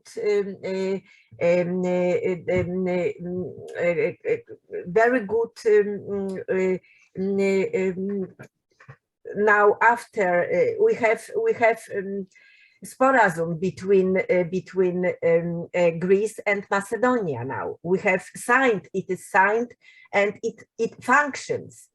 There is many people who don't agree with this agreement between Greece and Macedonia, in Macedonia and in Greece, either in two countries, but still it functions and it is very good agreement.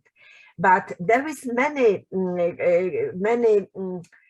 it is very bad situation between Macedonia and Bulgaria now.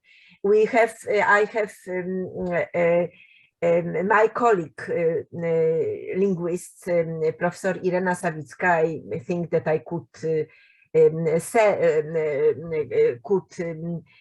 tell you about this fact because it is very interesting and significant.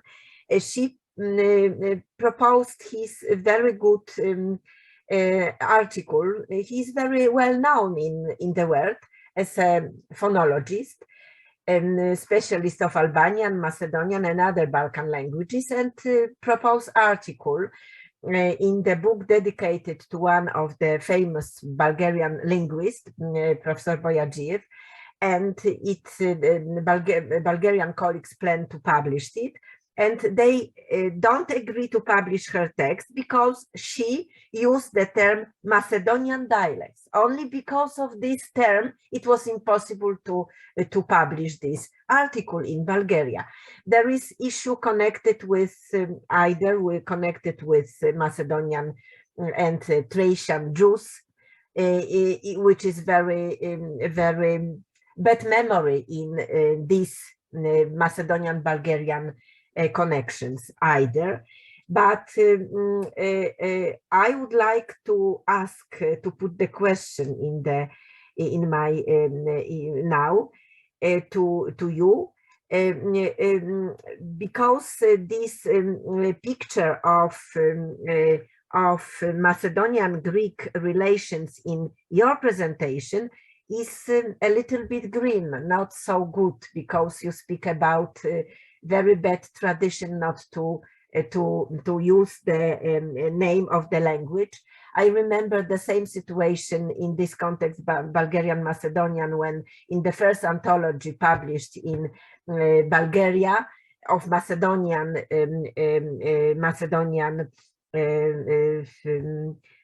prose and poetry, in this anthology there were no use the term that it is translation at all. So because of closeness between languages, it was possible not to, kind of neglected issue. But I would like to ask you, what is the situation now in the context between Greek and Macedonian, in this context, Greek-Macedonian context, in the context of Macedonian-Greek agreement, because this agreement functions. So it should be different situation between in this sphere of folklore, anthologies, collaboration, and so on. Thank you very much, and excuse me for so long speech. Thank you, Yolanda, for your question. I think that somebody else also could answer this, Theodora, perhaps. No? Could you repeat? Should I answer this? Yes, not only you, but it was addressed to me. That other participants who speak about these relations in some way, I could hear them with, I appreciate to hear them either. Okay, I will, from my side, I think that we are a little bit freed by the agreement as far as names can be used, because we were used to to find some other solutions to refer to the language and to the people. According to the agreement, the people are named Macedonians and the language is named Macedonian. So there is no possibility for censorship, for attacks, for publications, all this that we have lived through all these years. The fear that we would be attacked, okay, is over. Now, as far as the official level is concerned, I think that things are not so fast as we would wish, but they are not bad, and not anymore as bad as they were, and especially, of course, not as terrible as the Bulgarian-Macedonian conflict is. So I think it is better, in my opinion, better, not perfect, but better. At least our self-censorship has ceased to exist. If I can add something, can you hear me? Yes, I think that in the academic field things have changed too much for the last 10 or 15 years, but still we don't have any publications, we can't speak in the official way. And also things have changed in everyday life, I think, that now, for example, we can listen to songs in Panegyria, something that wasn't happening 10 years ago. At least this summer, I attended many Panegyria, and in most of them, if not in all of them, you can listen to songs. But officially, the situation hasn't changed. Sorry, you speak about Macedonian language, or about the songs in Macedonian language in Greece now? Yes. Thank you very much. Any other questions?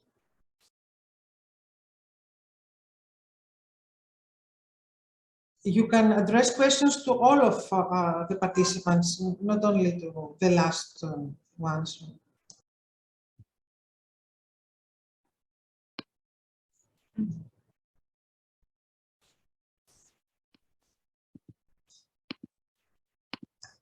I cannot see any hands raised, so I don't know.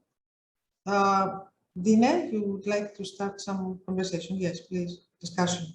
I'm wondering if we know all that there is a kind of a way of putting hand up for a question. It might be that some people don't know this. I also trying to find it now on my screen, and I don't see the hand. So let me explain it to you. You have this is an important issue because some of people I don't see it. For example, how would I do?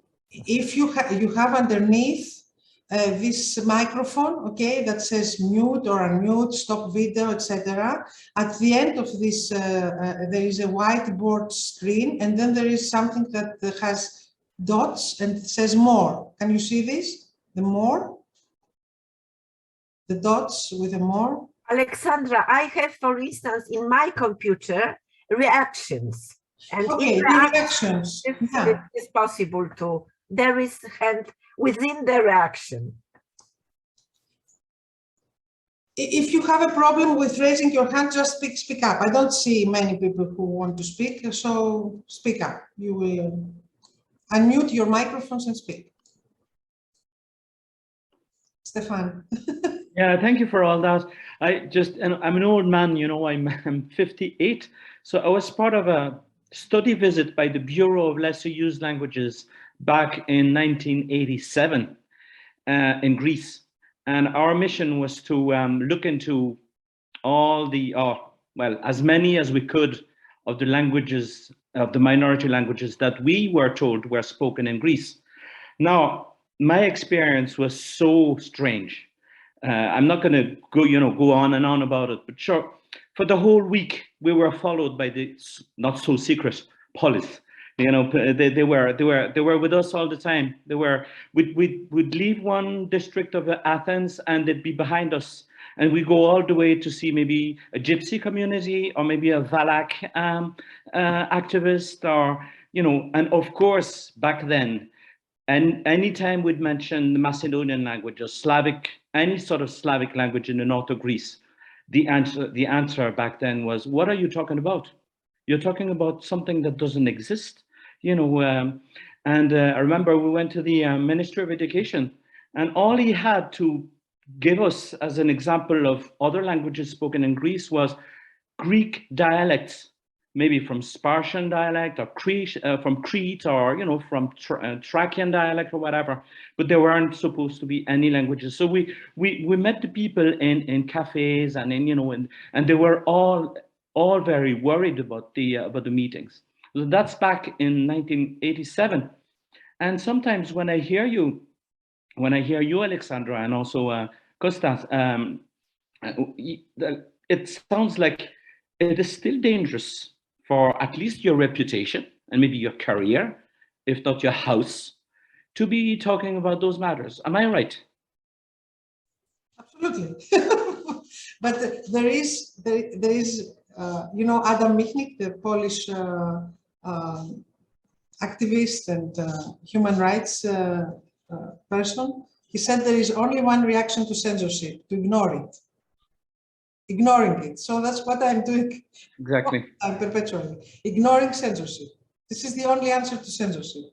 It doesn't have a power anymore. Kostas? So for me now, because the talk is going around it also about the present, it would be a pleasure for me even to show you three more minutes of material while sharing screen, so you go more deep into what is happening today from people face to face with you. Little song and little speech. Should I do it? It's 2 or 3 minutes. Yes, please. Yes, please. Okay, should I mute my microphone at the same time? I guess yes.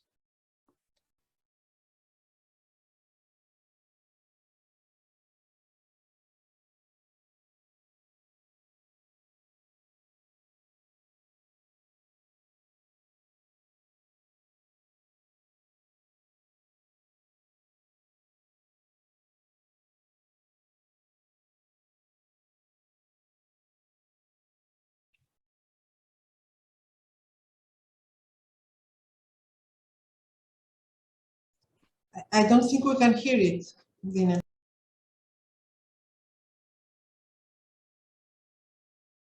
We cannot hear the voice of the film. Sound.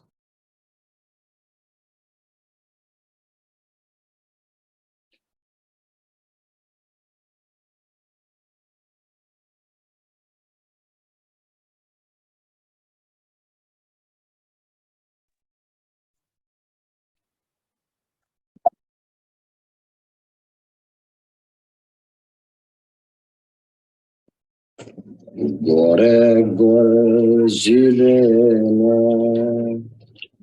dalina voda studena, da sena pia moite verdari, dalina treva zilena. Vesi pušćam moj takvoj na kasi počina. Σπάνια το όποιο παιδί να περάσει στο πανεπιστήμιο. Το κόβανε. Αμέσως από την προφορά του σου λέει δεν μιλάς καθαρά ελληνικά. Και έτσι αναγκαστήκαμε, και που κάνανε τα νηπιατροφία, βλέπεις από 2,5 χρονών τα παίρνανε, που να το μαθαίνεις το παιδί, μέχρι ώρα 4 τα κρατούσανε, ερχόταν από κάτω δασκάλα και τα μάθαινε και χάσαμε τη γλώσσα. Παραμύθια, μισοέρχονται τώρα.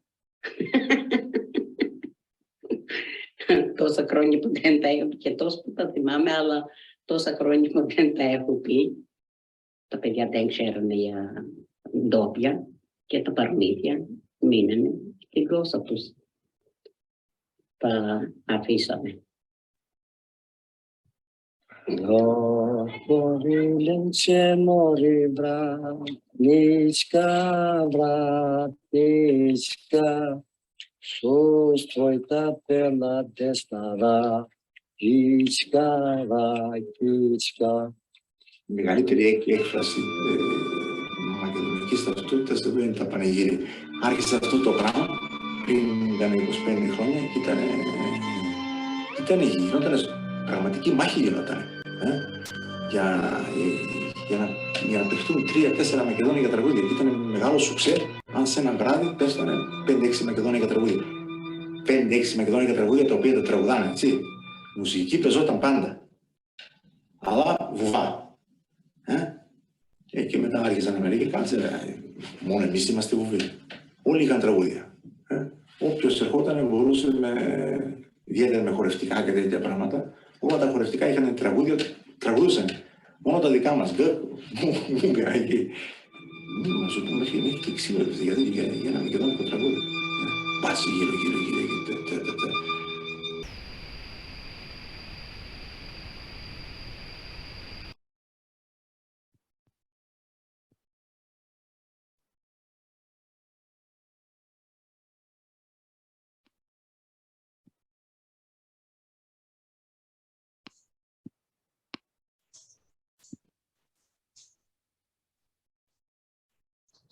Somehow it froze, I think. Dine, can you hear us? Yeah? No, it stopped him. Somehow the system fell. Okay, so it's very interesting. Can I ask a question, Miriam and Stefan, just for you to explain me something? Miriam, I have the somehow I wanted to connect with you, or I think, is it good pronunciation? The songs. Are they politically somehow, do they have colored, political color towards the left?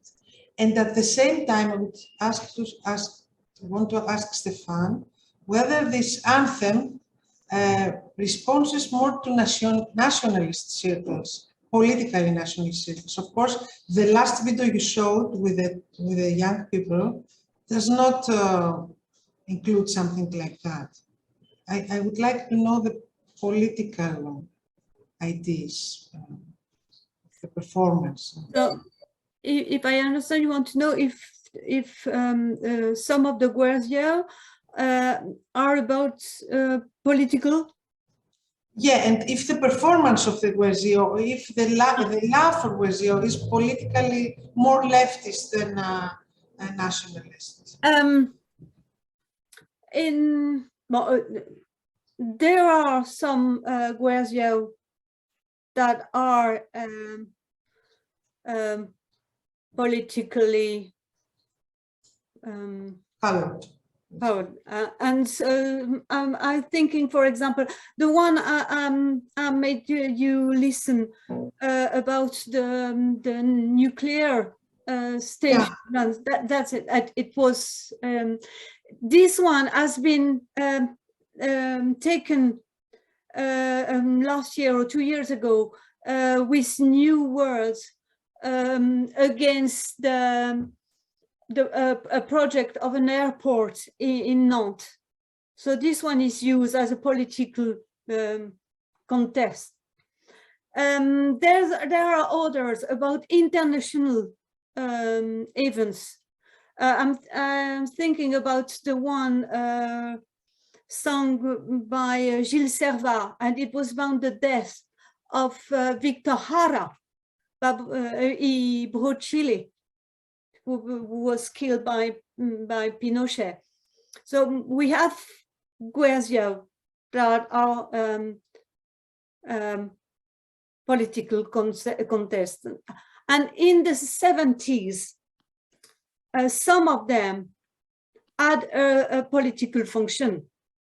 When they were sung on stage, I can't say it's true now. Now the Guercio that are sung are more about tragic events to make the people cry, more than to make them fight. But we saw that during the all the demonstration with against the airport, the international airport in Nantes, that the Guerce has been used as a part of the fight. There was one in Britain, and there was also another song. It's a dancing song in French that was used as part of the fight. Stefan? Yeah, so the anthem, unfortunately, because of time, I could only show you the sort of a revisited version of it. But it's actually sung in a very serious and very solemn way, especially for the past 20 years, not so much before, especially as football matches, when two Breton teams meet, for example, and it's done more or less officially. As in, you know, they play the Marseillaise, all right, because that's obligatory, but they also play the Breton anthem when two Breton teams meet. The rugby team of Vannes, where Miriam lives, has the national anthem played, sung by a young woman who used to be one of my students, actually, every single time that the rugby team, and it's it's an important rugby team. They play in the second league of France, so it's not just any ordinary the rugby team. So it has become more or less official, even though anything that's declared official by the original Council of Brittany is not really official. They can declare it official, they can make it appear official, like the flag, like the languages, like all that. But of course, seeing as France is not a confederation or federation by any stretch of the imagination, the decentralized regions don't have the power to decide that something is really official. But it is tolerated, and not even tolerated, it's actually even encouraged by the soccer, the football federation authorities, or it's not forbidden, you know. The danger, I think, is that all of these things are becoming merely symbolic. A lot of Bretons now, you know, appreciate the flag. They appreciate the fact that there's national anthem and all that kind of exterior signs of Bretonship. But the language itself is still going down in numbers, you know. So that what Miriam said about the fact that people don't understand the lyrics of Guercio, or the fact that fairy tales have to be conveyed now through the medium of French, you know, is becoming bigger and bigger all the time. Fewer and fewer people have direct access to those treasures. So, you know, nationalistic, I wouldn't say, because most Bretons are not nationalists. They'd be regionalists, but they wouldn't be nationalists. But this proud and this strange anthem that doesn't have much Breton about it. Then after 125 years of it being around, it has become traditional in a way. Thank you so much. Any other questions?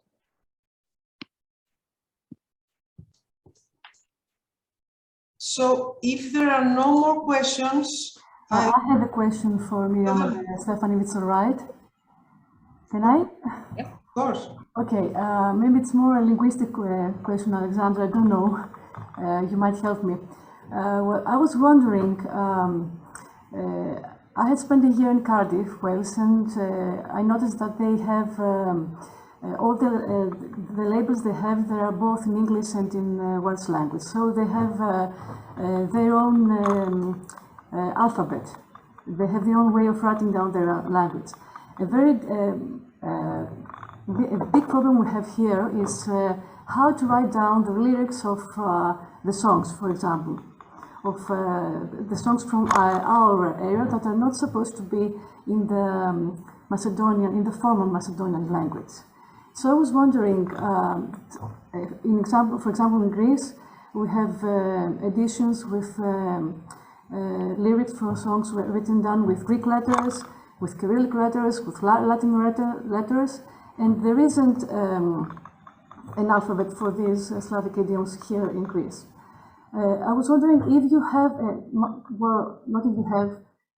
if you have an official alphabet for your language.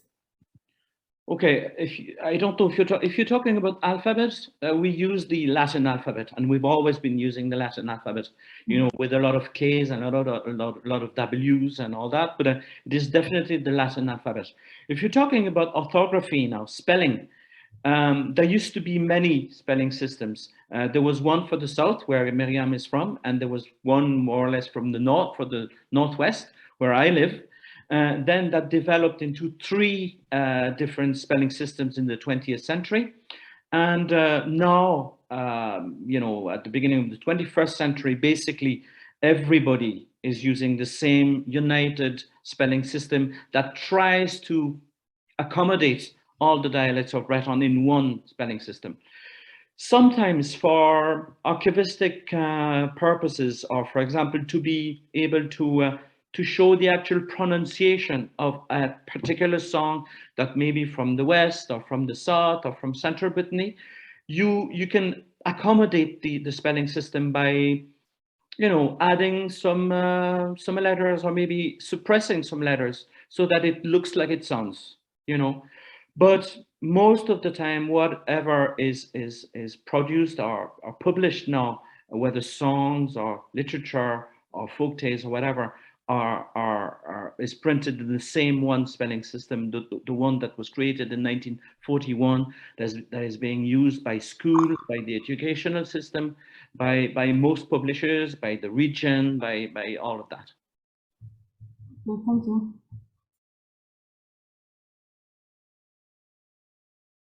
Kostas Despiniadis.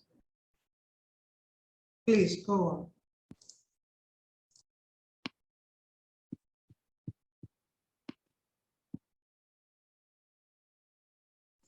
Costa, we can hear you. Please, you cannot hear you. Unmute your microphone and speak. You have the floor.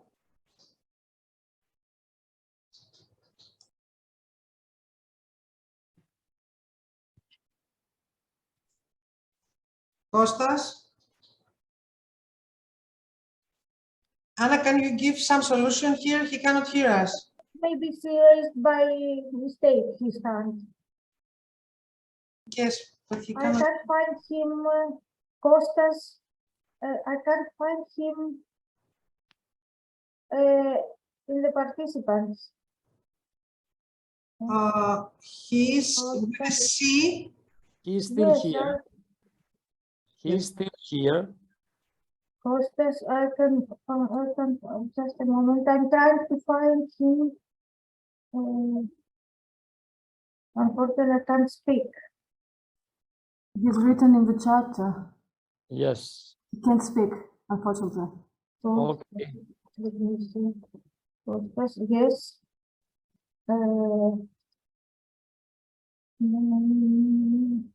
I was listening to something little speech from, but I have a problem to microphone. Yes, here I can see that his microphone is open, but we cannot hear him.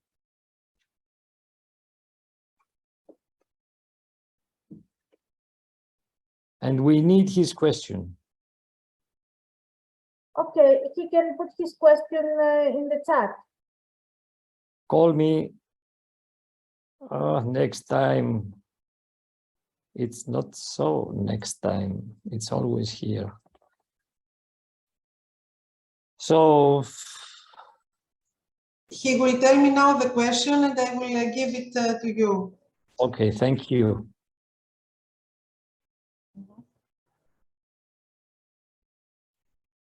Okay. In 2008,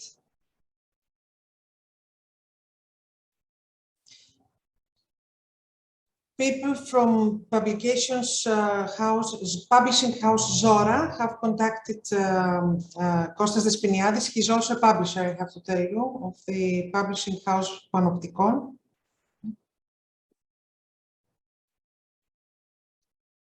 And they wanted to publish the Greek Macedonian lexicon dictionary by Karaja, Vasco Karaja.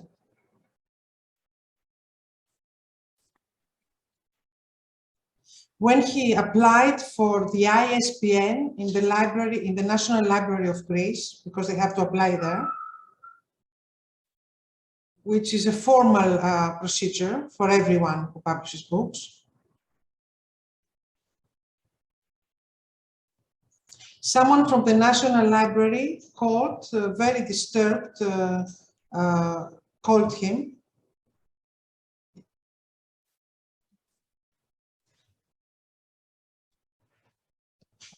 And he asked about the kind of publication because he saw the title, Contemporary Greek Macedonian Dictionary. He was alarmed. And because Kostas realized that he would never get an ISBN for this book, that they actually would censor the publication of the book. This happened in 2008, not 100 years ago.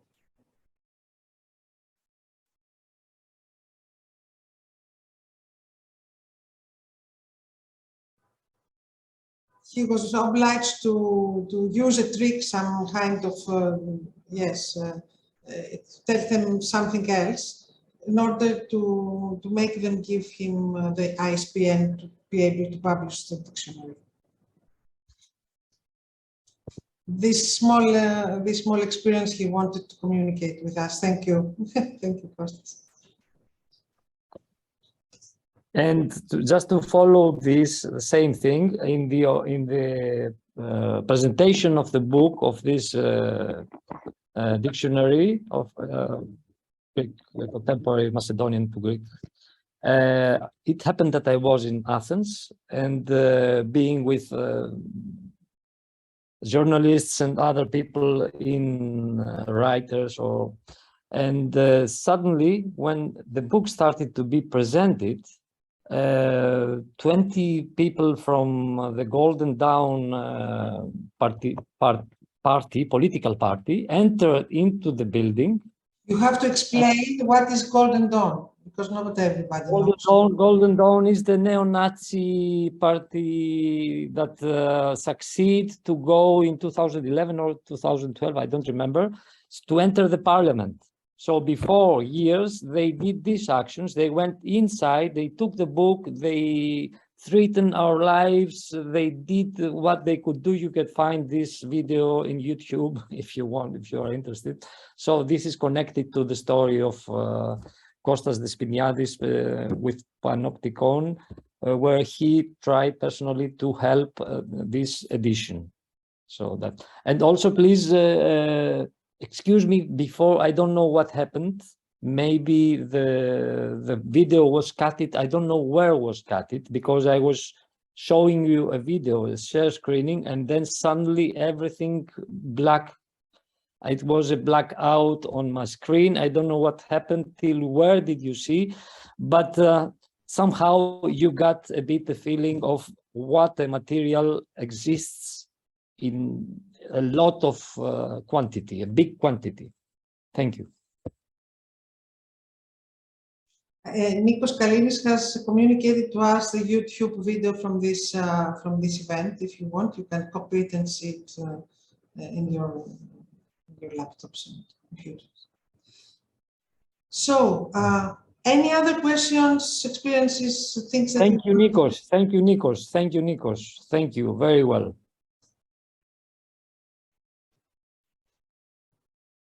Samantha, please.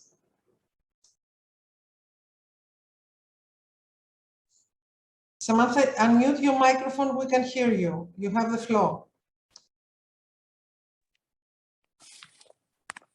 Hello, can you hear me now? Yes. Okay. Sorry, what a moment. Okay, I want to share also a little part of our experience and a question, maybe for Kostas, I don't know.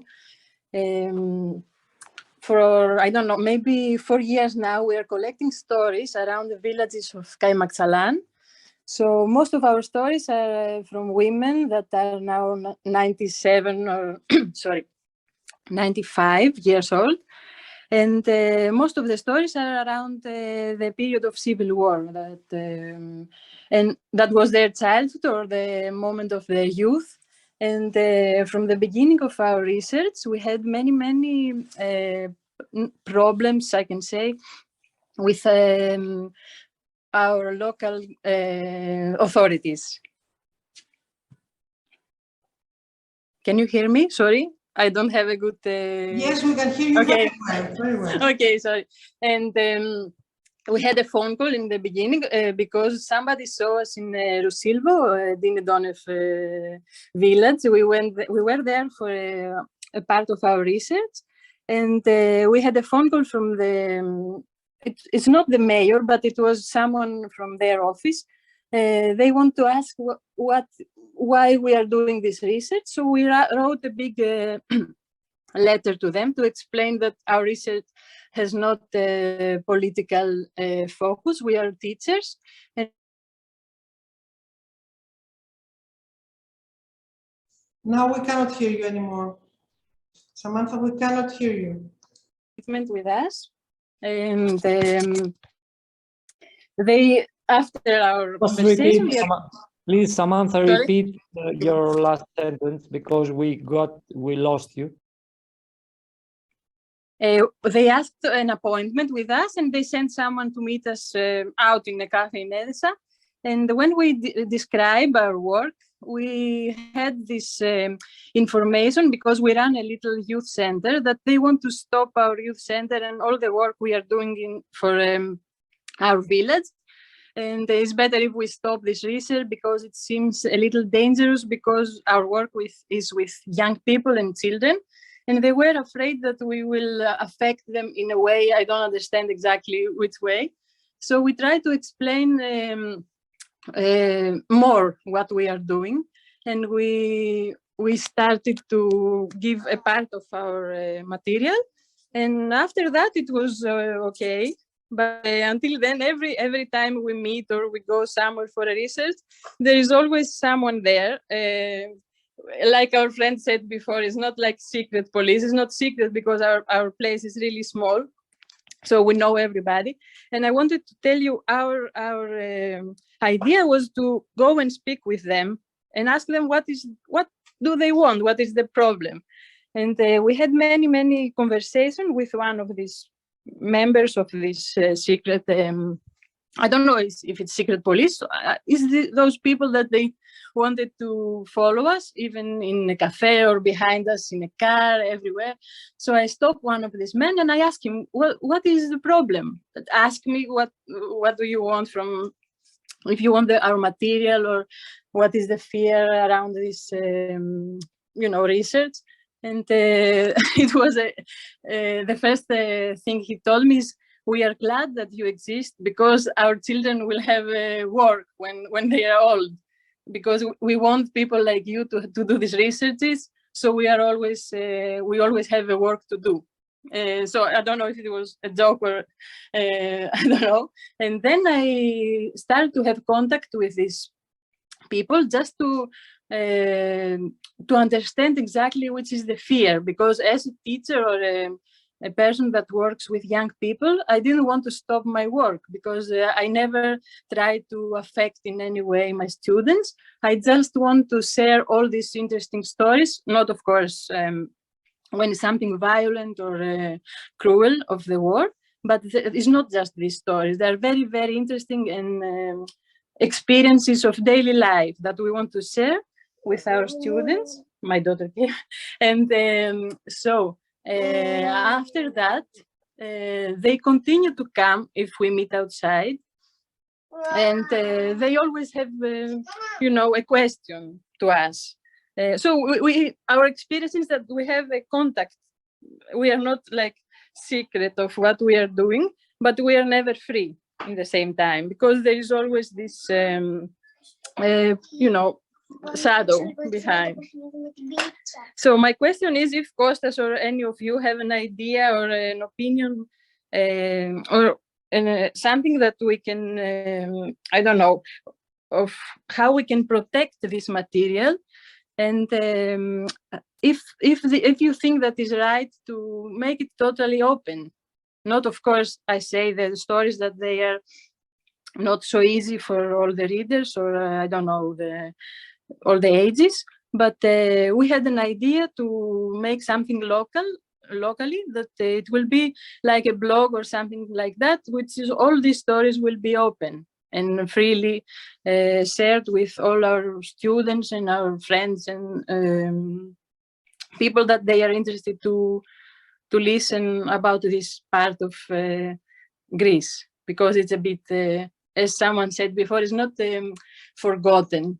Nobody, all these old people, they are not forgotten. They are just, they are forced to be hidden. Nobody forgets. This is my experience. Samantha, I suggest we speak about it, because here we have an institute at our university with people who are experienced in interviewing. We have anthropologists, social anthropologists who are very, very trained in this. I think we could speak about creating some kind of archive that is accessible. It's a very interesting thought. We should speak about it. This is my... Okay. Thank you very much. I would also suggest an official publication that it's archived also, even if no one buys this edition, just to capture it, you know.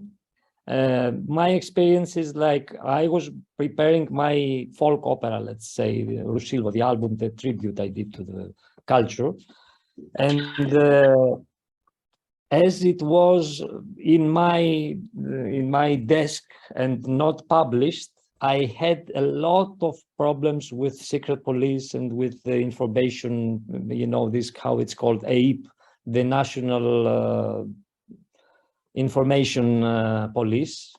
And at the end, I was afraid to keep it home because it was like a bomb. And when I published it, then it was more difficult for them to attack me so easy as they did it before. Because if it's shown up, they should do a very secret attack. If you show up and then it's very obviously, if they attack you, why did they attack you? So then they create heroes, and they don't want heroes. And this is really kind of a safe space for us that we don't want to be in that case. So for me, to publish it was a first step. I had problems with the authorities, but official problems with the official authorities. I am in their programs, the days I was in the police department, and they wrote down everything what they asked me, because they were asking me why I did this album, who helped me, who paid me to do this album, like I was a spy from I don't know where from. So that's captured in their archives. We can find them in 2010, 2011, 2012. But after that, when my name came out with this work, it was more difficult for them to attack me open. They do it, they still do it, but in a different way. So ignore censorship, this is it. It's a kind of balance thing. You take your risks too, but that's how it is here. And with those people we live around us, we may be aware of the problem and we live with the problem. Okay, I left Greece, but I'm very often in Greece because of my parents, and that makes it also in kind of, I am connected to this thing, and it's still my life. Costa, the difference is that we live there in this area and we work with young. I think this is the problem of that make the problem bigger. And this is why we had also these questions and some experiences that we will also write down connected of what was around our research, around all these years that we do our research, what were the problems, let's say, because sometimes it's not personal, but it started sometimes, as you know very well from your experience, that it becomes personal, and then it's a risk, but also it's a matter of safety, not just of your work or if they stop our youth center or something like that, but also daily life problems that appear, and at the end they come from there. So that's why we try to understand exactly what is the problem, because they also asked us from whom you are working, why you are doing this. And my answer was, I live in this area, and more than half of those people are from there, from this tradition. So we are going also to the immigrants' houses. We are going everywhere. So it's not a matter of, I don't know, we are going to all the houses of the old people. So this made them a little bit more calm, but in the same time, we have problems. And yeah, I didn't believe all these things in the beginning, that they will look at us because we are a very small group doing this research. But it's true, it's happening, and sometimes it's serious. I believe it is serious, and I know very well how serious can be, because there is how we can call this in English like thermokephalos, someone, you know, when it's something fixed ideas in the mind of some people here, and some of them, they are in the authorities, so they can move mountains to attack.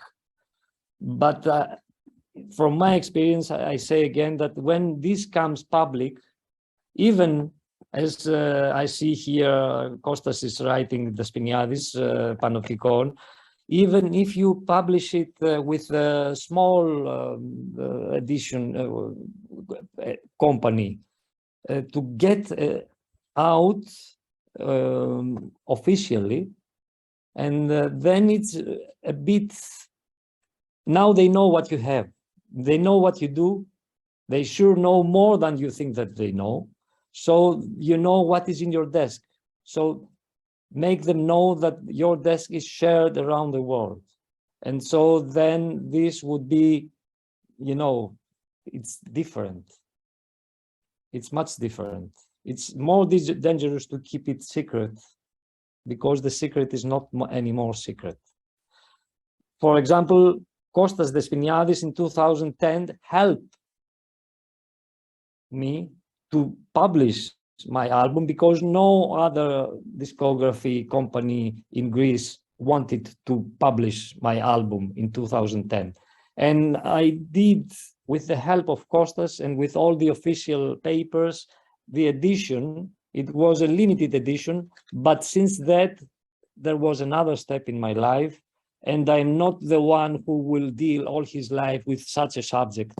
I'm an artist, I have my personal life, we share the world together. There is bigger problems than hiding or